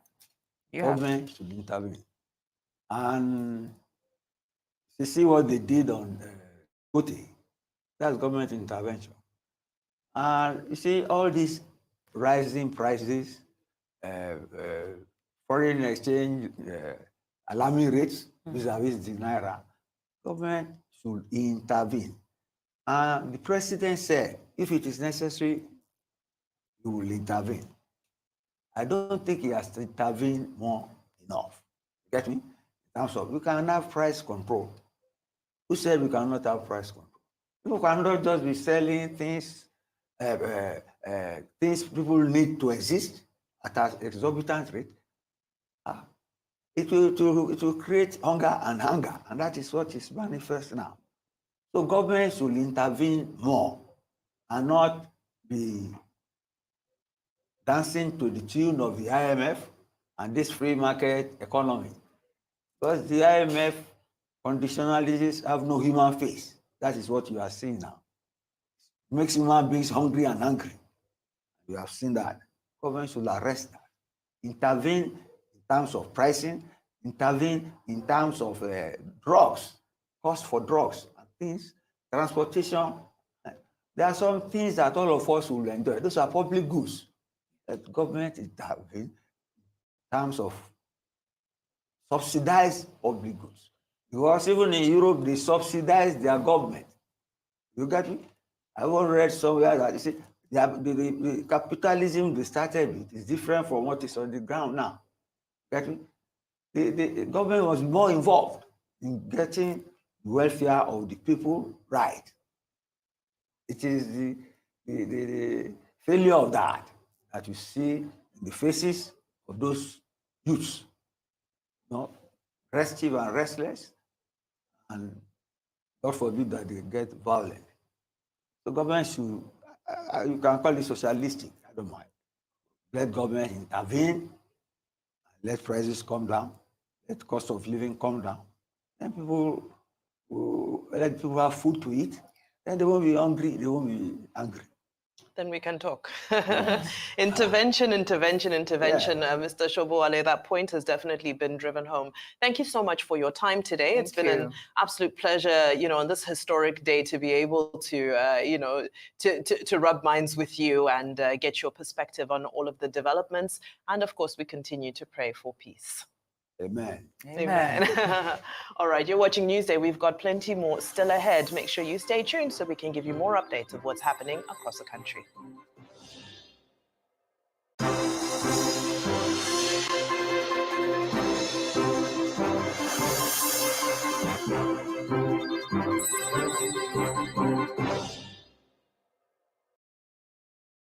Fidelity Bank is pleased to introduce its public offer and rights issue. For just 9 naira 75 kobo, you can subscribe for a share in Fidelity Bank, and shareholders can exercise their rights with just 9 naira 25 kobo per share in the rights issue. Time is ticking, so join us at Fidelity Bank. To subscribe, visit any registered stockbroker or any of the issuing houses to the offer or any Fidelity Bank brand. Good afternoon, sir. Please, I need a room to rent in your house. Okay, where do you work? I'm the nurse. That means you won't owe me rent. Congratulations, young lady. You have yourself a house. Oh, thank you so much, sir. So, how much is the rent? 90,000 naira. Oh, but wait, where are you from? I am from Akamata. Akamata what? Akamata in my house? If you know how you got into my house, please get out right away. My spirit and that of Akamata people don't have anything to do together. Sir, what have I done? Your people from Akamata are known for bad things. That is what they represent, and you can't live in my house. Just get out right away. What's going on? Leave my house, young lady. Yes, our differences extend to our languages, culture, food, and even belief. But we are bound together by the cord of love. With one heart, with one voice, we will make Nigeria a hub of greatness, a place where the people live as one. This message is brought to you from the Center for Democracy and Development, CDD, with support from the UK government. Africa sits on the brink of unparalleled transformation. Leading financial institutions are embracing digitalization. Access Bank is at the forefront, redefining banking for the modern age. With digital solutions that transcend borders and bold partnerships that support financial inclusion, this isn't just banking, it's a blueprint for the Africa of tomorrow. Access, more than banking.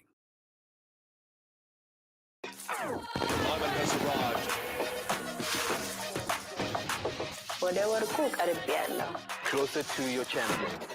Stay connected for every medal moment from the 2024 Paris Olympic Games. Get closer to your champions with Super Sport on DSTV, the home of entertainment.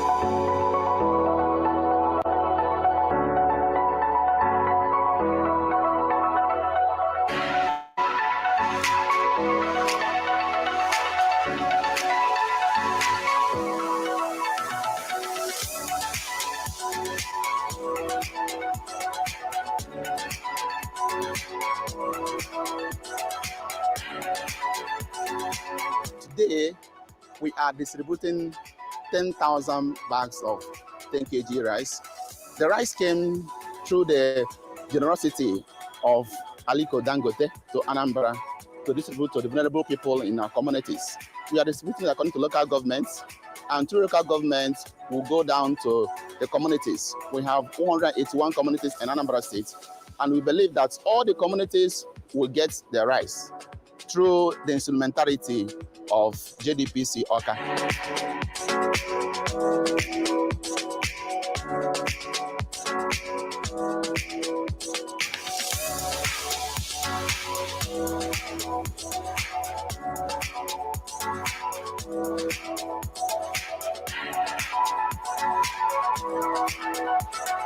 Aliko Dangote Foundation brought these rice here to distribute to the people in our communities. So we have come to your community to give you the rice. And we appreciate the generosity of the donor, Aliko Dangote.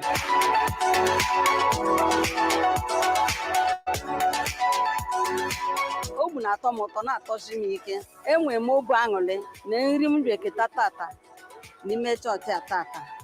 Obu na-atọ m ụtọ ọfụma ọfụma.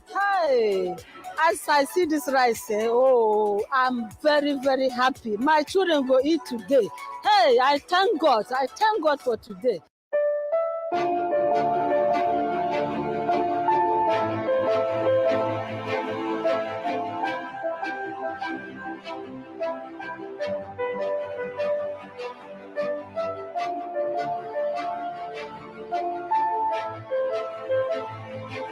Very, very happy because this is very hard in Nigeria. A cup of rice is 300. See all these women, we are here praying that we will come. Even though the water is raining, we are still here praying that God will call you people back. And you are here today. We are happy. Everybody is happy, even me. Enwe ma anwụle ka ihe olile nke a so elute anyị ndị Catholic, ndị community, Amanike community. Enwe ma anwụle agụdị na Nigeria kịta iwe nwa anwụle na-abụcha ala ihe olile.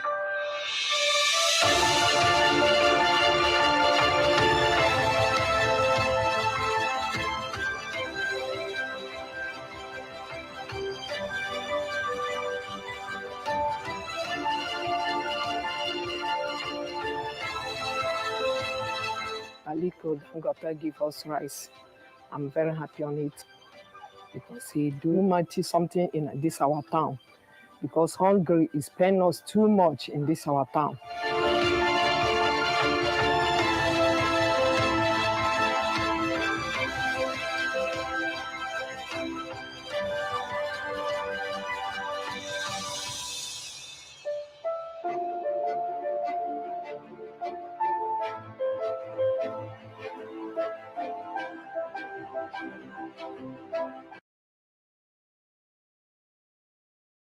Register to attend for free and inquire to exhibit. www.canex.africa.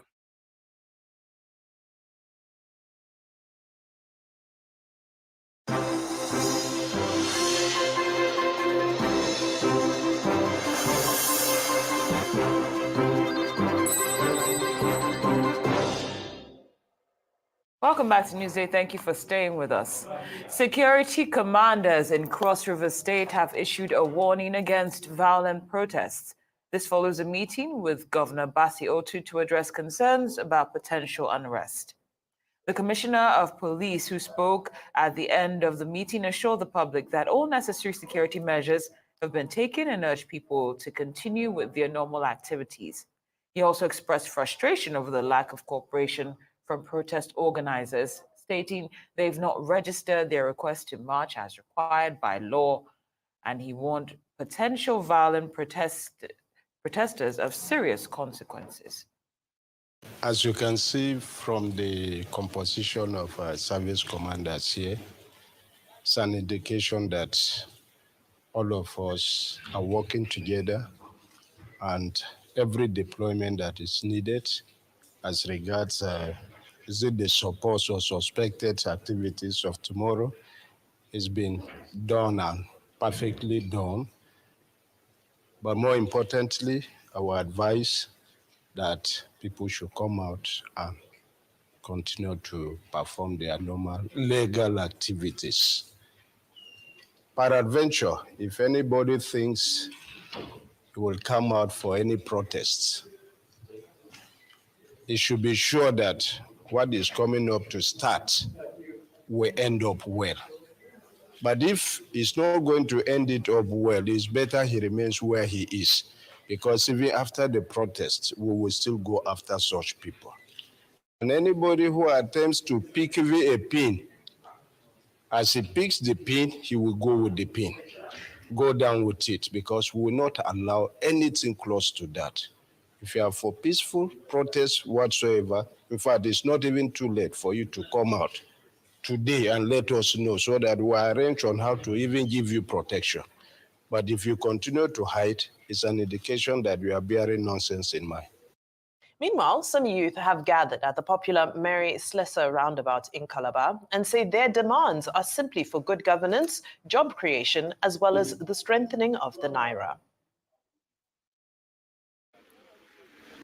We have a situation where people are really, really hungry.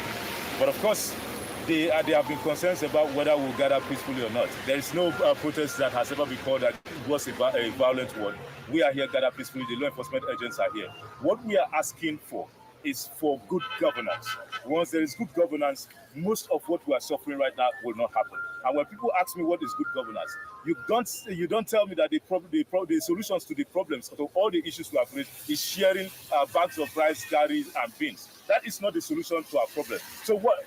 After the bag of rice, you give a bag of rice to a family of 6. How many days will they eat? And it was just between 10 kg and 25 kg. So what we are asking for is for more jobs to be created first, and also for a people's-friendly constitution. You increase energy costs. How do the people now move around? In Cross-River State, the minimum wage was increased to 40,000. It has not been implemented. You are asking for, you are now saying, no, the 70,000 minimum wage has been signed into law. The question is, what can it actually afford for a family of 6? That's the reality. And yet, we are seeing the National Assembly also going ahead to increase the limit for the federal government to borrow using the Ways and Means system to up to 15%. It doesn't make any sense. Why? So they are printing money for who? For them to loot more? We have a situation where these people, privileged Nigerians, who are there because they are fellow Nigerians like us, privileged to occupy public offices, buffeting on our Commonwealth a la carte. Our problem right now is not bags of rice, it's not bag of curry, it's not. How can we improve on our agricultural system so that we can feed ourselves? We are not against a minimum wage being even 20,000 naira, but what can it afford? Can it take an entire family of 6 for up to a month? That's the question. Let me quickly check this thing. If you look at the strongest currencies in the world, the 3 most powerful currencies in the world, they are not pound sterling, they are not dollar, but the currencies in the world that are strong happens to be currencies from oil-producing countries.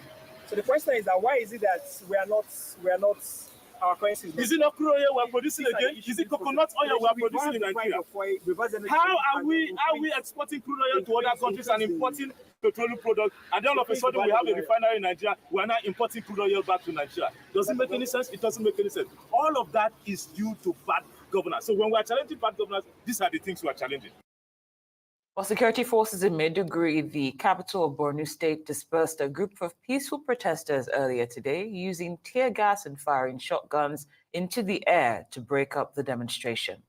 The protesters had gathered in the early hours to voice their discontent with the current state of governance and the economic hardship faced by the population. Our correspondent, Sani Adamu, is here for the details.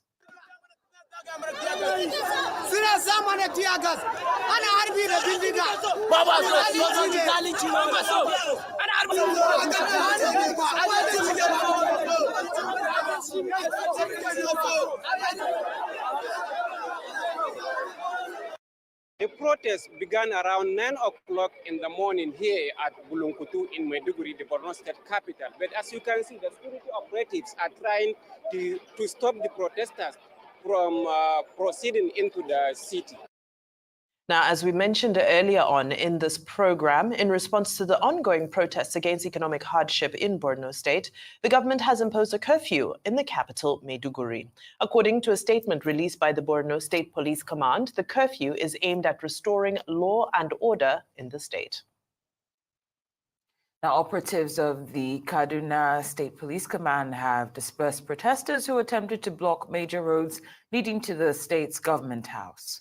The protesters carrying placards with inscriptions such as "End Fuel Subsidy Now" and "End Bad Governance" began their peaceful procession from the popular NEPA roundabout towards the government house, chanting solidarity songs.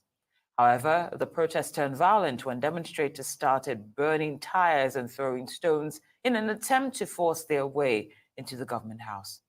Security operatives have used tear gas to disperse the protesters, who remain unrelenting.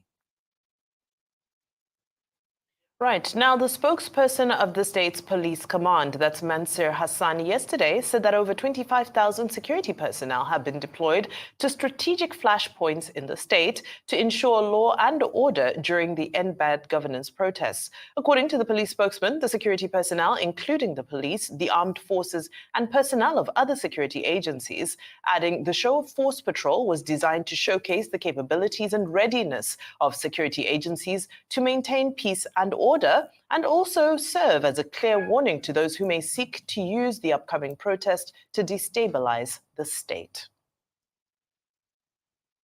Now, protests have turned to appreciation in Adamawa State as many protesters were seen carrying placards boldly written, "Thank you, President Tinubu." The protest started at about 9 a.m. from Grade Interchange and terminated at the Mahmoud Ribadu Square. Comfort Ibrahim, one of the lead protesters, said they can't protest against President Tinubu because he's changed the narrative of the country. According to the leader of the protesters, those planning to protest against Tinubu's government are the enemies of Nigeria. The president is at the helm of affairs on the issue of the crisis rocking the country, and I believe he's going to do something about it. And I want to say one thing again. In life, there's a good aspect of a human being and there's a bad aspect of him. We would like to appreciate the president on the issue of local government autonomy. He did a good job there. It is our prayer that the governors and the chairmen do the needful to the grassroots, to the people at the grassroots. And secondly, if you look at the issue of the student loan, is another plus to him because it will be of help to the students at the same time. And on the issue of agriculture, we heard what the minister said and we heard what he said, that about trucks of food will be brought to various states. And with that, it will help. Though one appeal we're making is that all we are after is that this issue of high rate of foodstuffs should be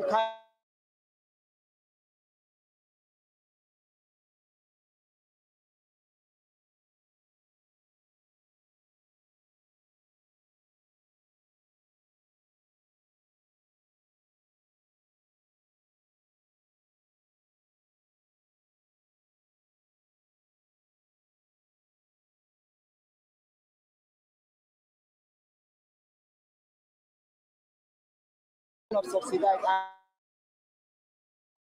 Is at the corner. So we should be peacemakers, not to promote a crisis, chaos here and there. And to my women folk, we should call on our children. The youth are our children, they are our husbands. Anything that happens in the country, it now centers on the woman. If something happened to the youth, the center of the whole issue is a woman. It's either the mother or the husband. If something happened to the husband, it is still the same woman. So I'm appealing to my fellow women out there, please talk to our youths, talk to our husbands that they should stay calm. Things are going to take shape by the grace of God. We are pressing our demand for the government to listen because we are Nigerians. Whatever that bothered you, it is their responsibility to take it over. We have to tell them because there are some certain things you have to tell the government for them to wake them up, for them to understand that we are feeling some certain pains in us, so that for them to wake up and do the needful. All right, it's time for a very short break, but plenty more when we return. Do stay with us.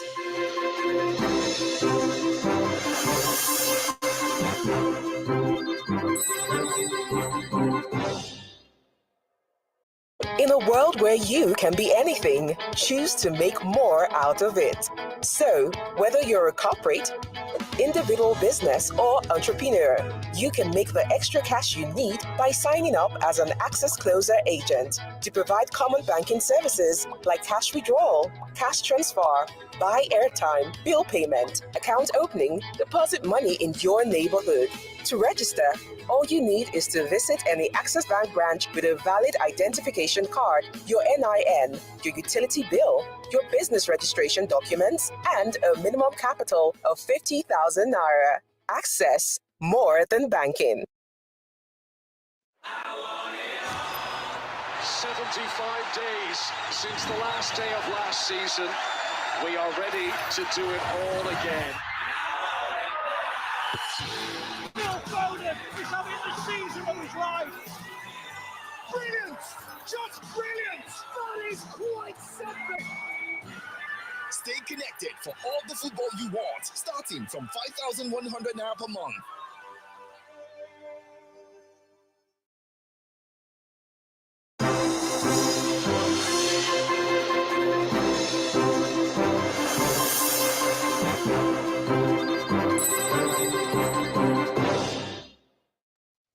Welcome back to Newsday. Thank you for staying with us.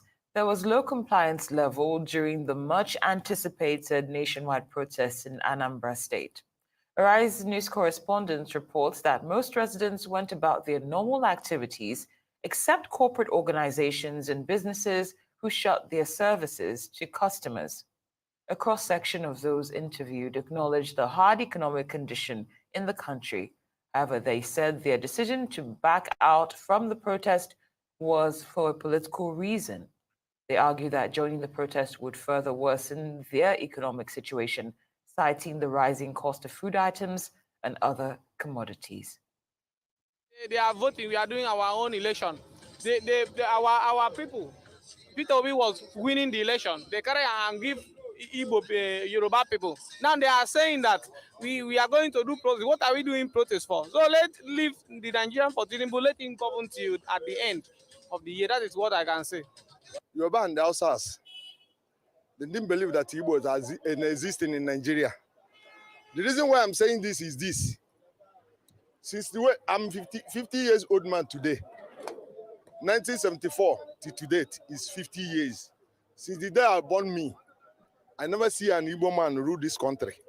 I never see an Igbo man participate in everything that a very good office in this country that makes something to move in this country. Now, the reason why you see people moving around here because of the way they treat Igbos in this country. Well, staying in the region, Enugu State, southeast Nigeria, a city known for its beehive of activities, is calm as Nigerians begin a 10-day protest over bad governance. Many parts of the Enugu metropolis, from new layouts to Presidential Road, Tiba Junction to Okpara Square, were devoid of activities. It would be recalled that despite the call from the federal government for the organizers of the planned protest to shelve the idea and embrace dialogue, citizens had insisted on embarking on the protest against bad governance and hunger in the country. Meanwhile, security has been beefed up within the state following the request of the governor of Enugu State, that's Peter Mba. As you can see, nobody is here. Nobody's here to protest. I just feel everybody is okay with what's happening in the country, or people are just too scared to come out and talk. So I feel Nigerians are not ready for the change. We only cry on social media. Now is the right time for us to protest, and nobody's protesting. So I feel nobody is passing through anything, just a mere cry. So let's just say Tinubu government is working perfectly. What they are protesting against is food and hunger. Igbo doesn't have that. What we need is good government. Once we have that, we don't see any reason to protest. As you can see, it's people, we came out to jog, to walk, live our normal life without fear of anything. As you can see, the governor, there's camera lights everywhere. Enugu is peaceful. That's what I would say. We'll take this story again. Protesters turned to a police station in Adamawa State as many protesters were seen carrying placards boldly written, "Thank you, President Tinubu." The protest started at about 9 a.m. from Grade Interchange and terminated at the Mahmoud Ribadu Square. Comfort Ibrahim, one of the lead protesters, said they can't protest against the president because he's changed the narration of the country. According to the leader of the protesters, those planning to protest against Tinubu's government are enemies of the country. All right, let's move on. As Edo State Police Commissioner Funsho Adeboye has commended protesters for the way and manner that they have conducted themselves during the exercise. The commissioner, who empathizes with protesters, advised them to maintain the tempo as there are enough police officers to guarantee their safety. The King Square in Benin has recorded a large turnout of participants.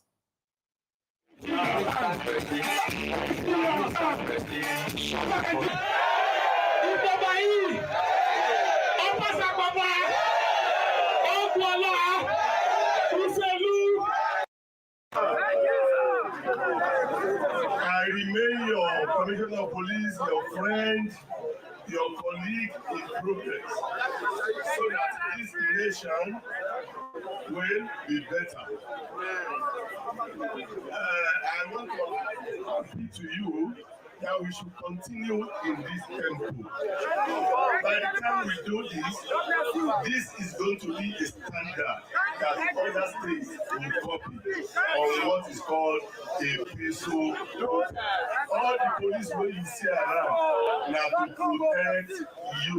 And we are ready, even if you have any letter, I can assure you, myself and government officials will come for it. And I want to assure you that in the next few hours, your letter will get to the appropriate quarters. We are going to provide these things. We are going to provide some other snacks. Please let us make this a carnival.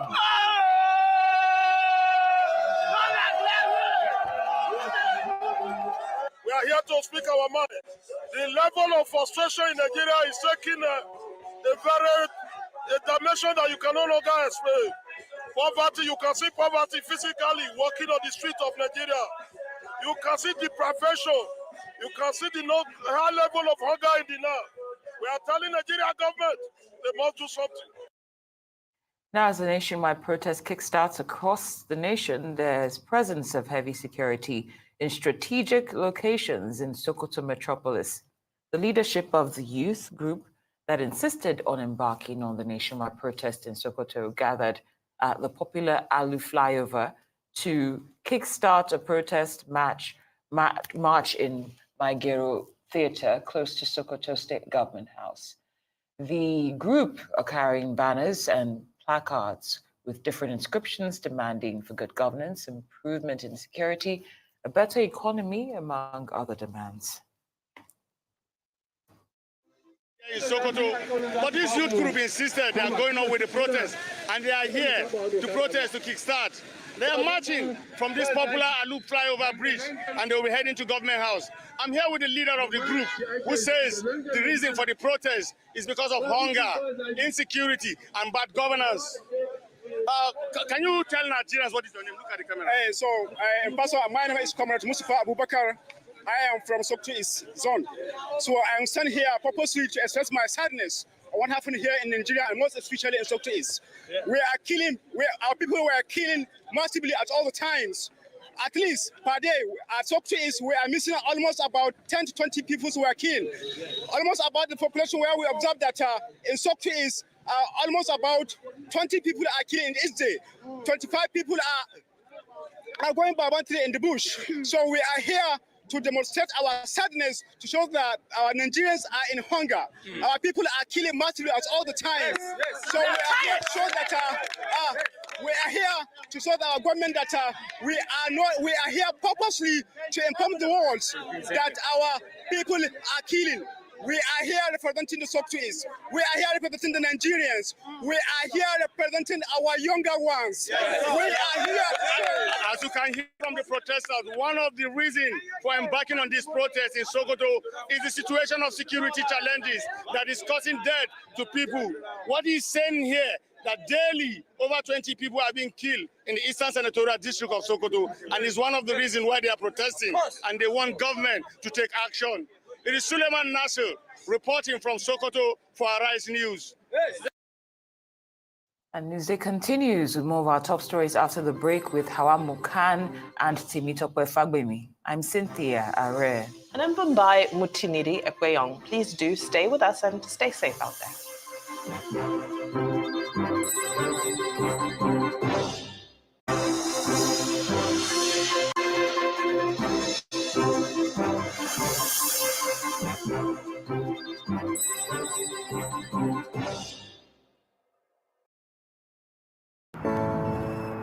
will banking look like in the future?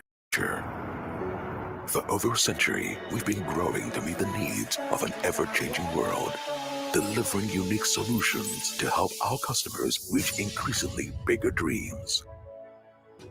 Innovating to create an exciting new world of convenience and freedom, where what you can achieve is only limited by your imagination. Opening up new, more inclusive channels for commerce.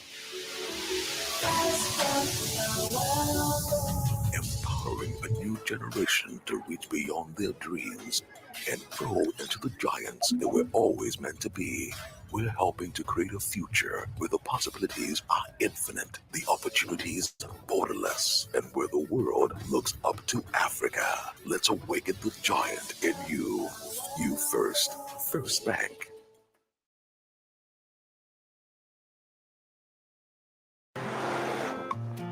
Guy, with the rising cost of things, we need to plan our next move. Guy, I agree with you. I mean, with the money we make, we should not be struggling with our finances now. Maybe you both need better banking options. What do you know about better banking options? I recently moved my salary account to Polaris Bank, and since then, it's been a smooth ride for me. They bought over my existing loan and gave me better interest rates and repayment terms. Are you serious? Yes, as a Polaris salary account holder, I can get personal term loan, auto loan, mortgage, 50% salary advance, credit card, and more without going to the bank. Really? I've got a personal term loan already. See, here's my credit card too. How do I make the move? Simple. Open a Polaris salary account on Vault. Use salary account as your referral code. My guy, I am moving my salary account now. Get personal term loan and more with your Polaris salary account. Vault is available on Google Play Store and Apple App Store. Salary earners.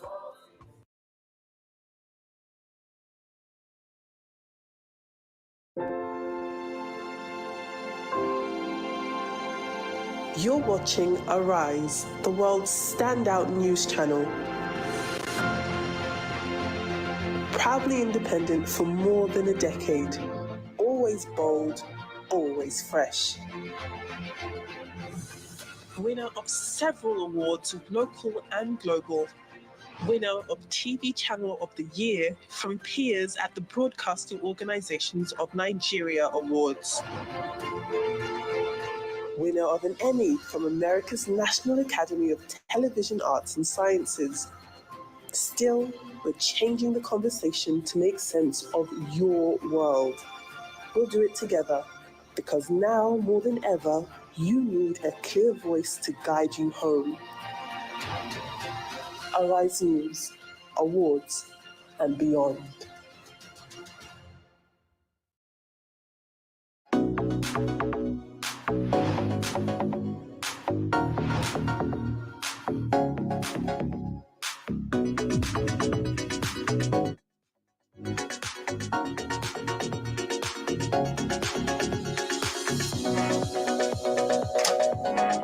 We all love a bit of showbiz. If it's happening in the world of entertainment, you'll be hearing about it here. From what's trending on the socials to music and movies, and all the latest showbiz gossip from around the world. Join us for a front row seat at the Oscars in Los Angeles, or the biggest moments from Fashion Week. It's fun, it's fresh, and it's packed full of all the entertainment news you need to know. You heard it here first. I'm Kachi Ofia, and this is Arise 360, where every culture matters.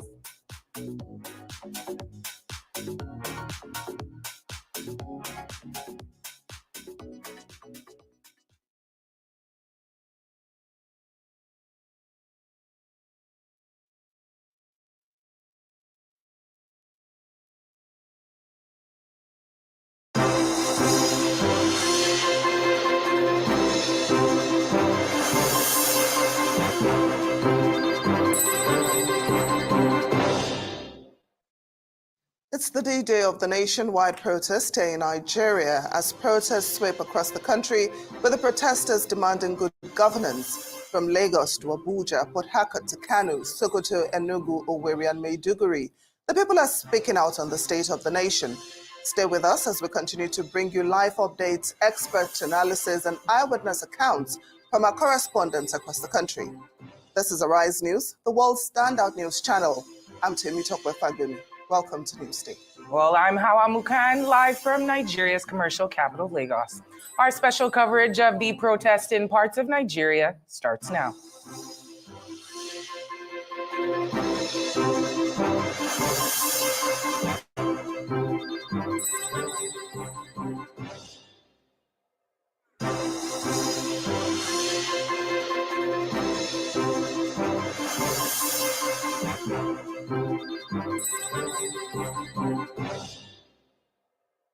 Well, Nigerians resident in the ancient city of Ibadan besieged major roads to resist what they termed bad governance and the worsening economic challenges which have made their lives most unbearable. The protests, which commenced at the Iwo Road interchange, traversed Mokola roundabout, challenged the area and indeed major regions across the state. Led by leaders of the Joint Action Front, civil society groups, and student union leaders, the protesters say that they will not back down until the lives of the common masses take more of a positive dimension that is devoid of hardship. They say they will not back down until their demands are met, calling on other citizens to join in with them in subsequent protests to demand for a more prosperous and rewarding life.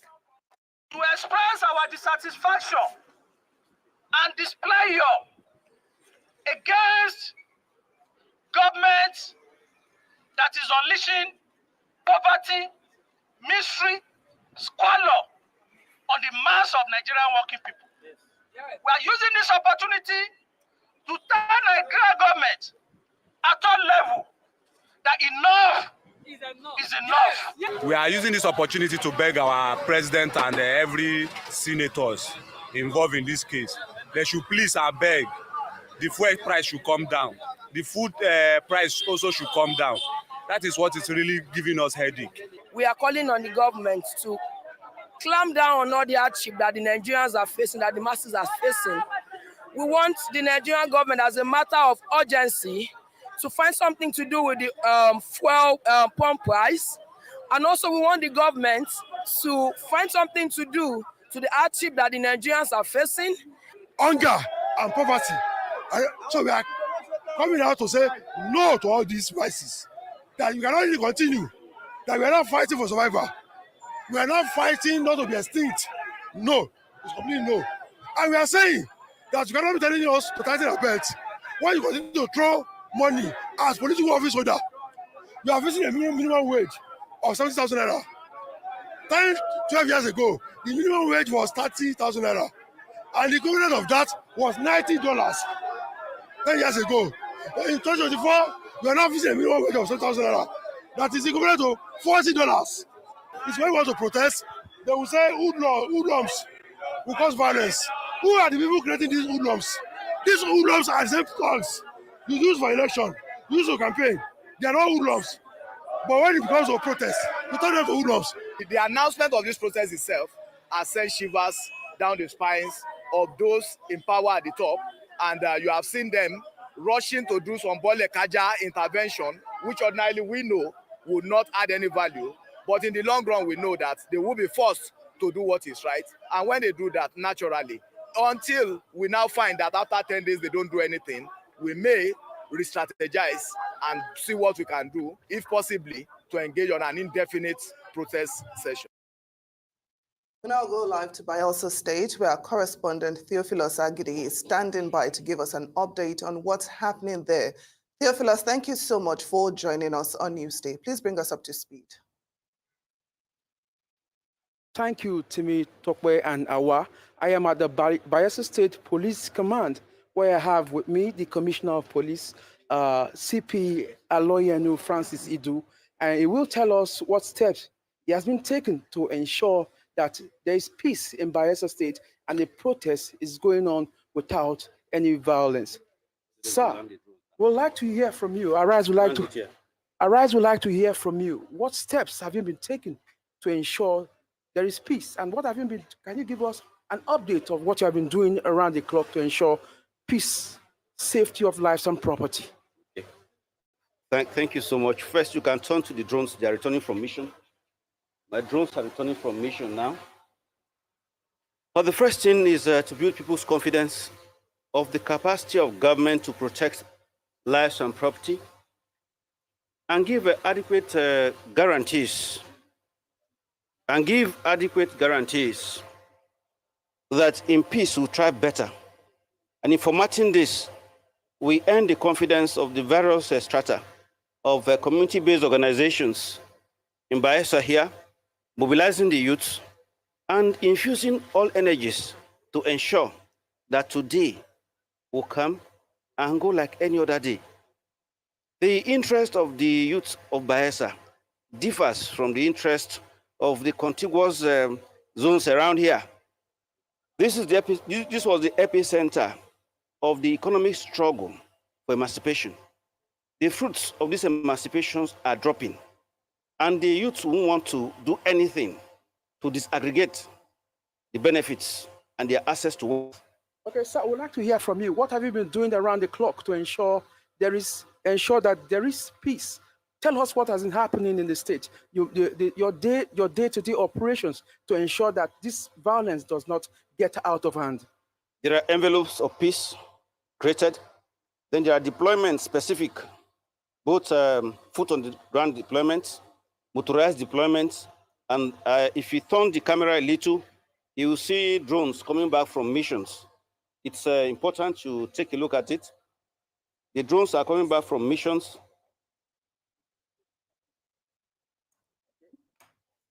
Well, sir, we understand that we know, sir, we know you have a very sophisticated system you've put in place to ensure that there is surveillance of the whole Yenagoa city. Like we are having a drone now. I know that the police command has a drone. What effort is the police also taking to ensure that there is no clash? Your monitoring of the environment, like recently, there was this small skirmish. There was this small skirmish around the Biogbolo area, and we also know that while there are protest activities going on, there are also solidarity activities, rallies going on. What steps are you taking to ensure that these two groups don't clash with each other? The two character groups that met in that place have nothing to do with the protest. They are rival cult groups, and they were dispersed immediately. Those who are in support of the governance system were in the government house where they were received by the governor, and they had interactive sections, and the governor left, and they've gone back to their houses. This was the domain of various, columns of cultist groups before now. They found today as an envelope to congregate, and immediately we got the information, they were enveloped, and vanguards were created to take them out of these streets. And we didn't want to do anything to orchestrate violence. Appeals were made to them, and the other youth groups who are for peace in Bayelsa approached them, and they were fizzled out of the streets. As I tell you, as I speak, the whole streets of Bayelsa, particularly in Nugua, is free. Banks are open, markets are open, the transport parks are open. People have gone to market, they've bought things, they've gone back home, and those in the market are there. Go and check the markets for yourself. Swale, Tombia Market, Ikike, check all those places. What we have here is an agreement by the people who want to create a corridor of compromise with government. They want more evidence of governance. As they have assured government that what they have, they can protect it. Make no mistakes, one of the tallest buildings of the federal government in this region is housed in Yenogua here. And the people have owned that building. And they see it as a city icon. And everything there is going on peacefully. Banks are transacting. no POS person has even been attacked in this place. It's because we have synergy with the people. And we are on stability patrol right now. We've folded up blocking positions. We anticipated violence before. That's why we created the blocking positions. We folded it out into stability patrols. The city is stable. Wow, so the efforts you have been making to ensure peace, has been visible. But it's going to be a 10-day strike. Sorry, a 10-day protest rather. What steps have you? What measures have you put in place to ensure that in the remaining 9 days we are going to see the situation that we are seeing now? Okay, if you go around, our sister service agencies are deployed in fusion with us. The Army, they are buoyantly out. So the Navy, don't forget it's like a Navy town. The Air Force, the Civil Defense, our brothers in the plain uniform, the DSS, the Drug Law Enforcement Agency to ensure that the contaminants that drive violence is taken off the streets too, and the youth are decontaminated. So every agency is hands-on. The immigrations are with us, supply us information, personal data we need about those who have just crept into the city. Our cameras are everywhere, and the drones are not just one, they're about 9. They're just returning from missions. Everywhere is under the envelope of social harmony. Okay, sir, I would like to... So in the next 10 days, the deployment will be the same. The concert and response system will be the same. But I like to warn that there is no need to fatigue the uniform services. The youth should understand. We've been very mellowed in interacting with them. But let them not allow frustration and aggression to set in. We should not be frustrated by irritating behaviors on the street. The Bayelsa youths that work with us are giving us guarantees and assurances that today will be the only day they will come out to express various concerns. The concerns were expressed within 2 hours and they folded up. The ones that lasted up to 3 hours were those who came in solidarity with government. They've been addressed by government and they've returned back to their houses. So any other day, anybody that comes out to disturb peace and order within this city, they'll be looking for something different. Insurrection is a cocktail you just mix. You go and read about insurrection, how it starts, how it's inducted. We have all countermeasures in place. Okay, sir, I understand that, we all understand that some of these issues that has created some of these problems are socio-economic problems. What measures is the police taking to ensure that there are efforts to win the minds of the youths and ensure that they embrace the path of dialogue? The first thing at the first layer of governance, the prosperity government is set with envelopes of corridors of compromise, where youths who have concern can approach them and they transform their conflict. The governor was out, deputy governor was out today, and the ministers of the Federal Republic from this arena, they were around yesterday to interact with the youth, and demands were placed on them, while thanking them for what government have done so far. What they need is infrastructure to lapel them with the social environment, to give them access to their places, and governance is putting this in place. And for this, a lot of youths thanked the minister yesterday and the governor today.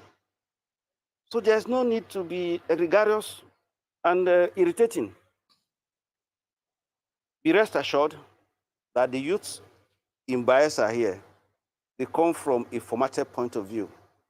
The amnesty system, the Petroleum Act, and the various programs, and also the security contract on the pipelines have engaged them. You will find a few around this place disturbing the peace. Like I've said, and I'll continue to say, cultists who ran away from town found the envelope and the climate to come back to town.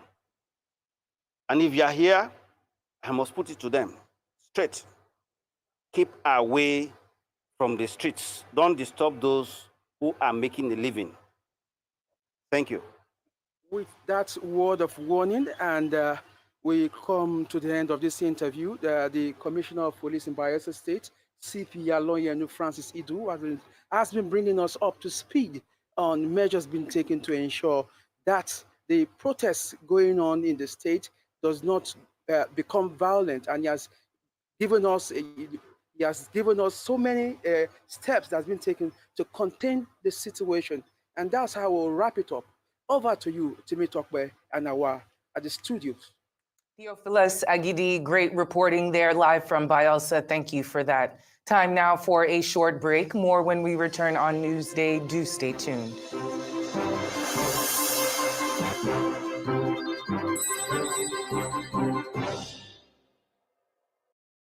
Good afternoon, sir. Please, I need a room to rent in your house. Okay, where do you work? I'm the nurse. That means you won't owe me rent. Congratulations, young lady. You have yourself a house. Well, thank you so much, sir. So, how much is the rent? 90,000 naira. Oh, but wait, where are you from? I am from Akamata. Akamata what? Akamata in my house? If you know how you got into my house, please get out right away. My spirit and that of Akamata people don't have anything to do together. Sir, what have I done? Your people from Akamata are known for bad things. That is what they represent, and you can't live in my house. Just get out right away. What's going on? Leave my house, young lady. Yes, our differences extend to our languages, culture, food, and even belief. But we are bound together by the cord of love. With one heart, with one voice, we will make Nigeria a hub of greatness, a place where the people live as one. This message is brought to you from the Center for Democracy and Development, CDD, with support from the UK government. Register to attend for free and inquire to exhibit. www.canex.africa.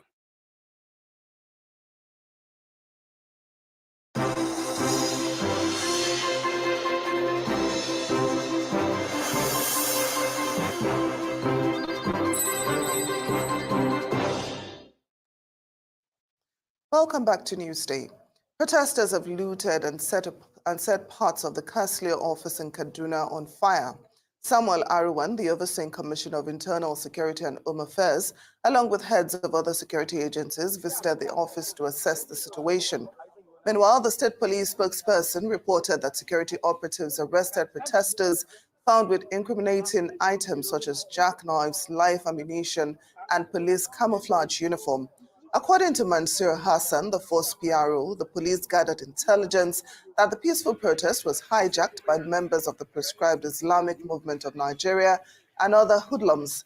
Arise correspondent in Kaduna State, Nisi Gabriel, brings us this update. The bonnet. But I'm not anymore. Hey, but why are we seeing their prescription in your phone? Automatically in my phone from TikTok. Don't worry. Yes, from TikTok. Automatically. The investigation. It's secret, sir. No problem. Don't worry. Everybody knows that these people are violent. I have said this.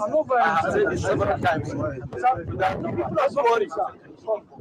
We just nobody talking from this. Nobody stop. Why are you like someone that want things? Sit down. I'm well educated, sir. I'm well educated. Well, some protesters partaking in the nationwide protest against economic hardship set up bonfires in front of the Kano government house. Our Arise correspondent, Ayo Adenaye, reports more on this. The August 1st protest in Kano started on a very, very high momentum. And just right behind me, you can see some group of protesters moving at the Audu Bako way, expressing their grievances about their fears of the government. And beyond that also, we've also been to several streets in Kano State. We were in Zoo Road, we were at the Kano State Government House too, where there were a lot of protesters there too, who are also expressing their grievances. The Constitution of Nigeria, Section 14, that give any city of Nigeria, the peaceful protest. We are in front of the government house of Kano State. Here that some of the civil servants that attack us. I'm on the street because enough is enough. Enough is enough for Nigeria. All the poor people of Nigeria, we are suffering. So we want the government to do something about Nigeria. We want the government to reduce food in Nigeria, and we want the government to reduce fuel subsidy in Nigeria, and we want the government to help us to make security here in the north. That's why I'm on the street. We have gathered here today in order to show our support for the good policy of the President Bola Ahmed Tinubu's administration, because there are a number of developments brought by the administration of President Bola Ahmed Tinubu. Actually, to appreciate Mr. President for the development we're able to count in this administration, more especially with the students. Appreciate the student loan. We are here on behalf of the TV Movement of Kano State, to deliver our message to the Emir of Kano, so that they are by take it to the president, insecurity, poverty, and so many things that is happening in Nigeria. Security commanders in Cross River State have issued a warning against violent protest. This follows a meeting with Governor Basiotu to address concerns about potential unrest. The Commissioner of Police, who spoke at the end of the meeting, assured the public that all necessary security measures have been taken and urged people to continue with their normal activities. The Commissioner expressed frustration over the lack of cooperation from protest organizers, stating they have not registered their request to march as required by law. He warned potential violent protesters of serious consequences. You can see from the composition of service commanders here, it's an indication that all of us are working together, and every deployment that is needed as regards is it the supposed or suspected activities of tomorrow is being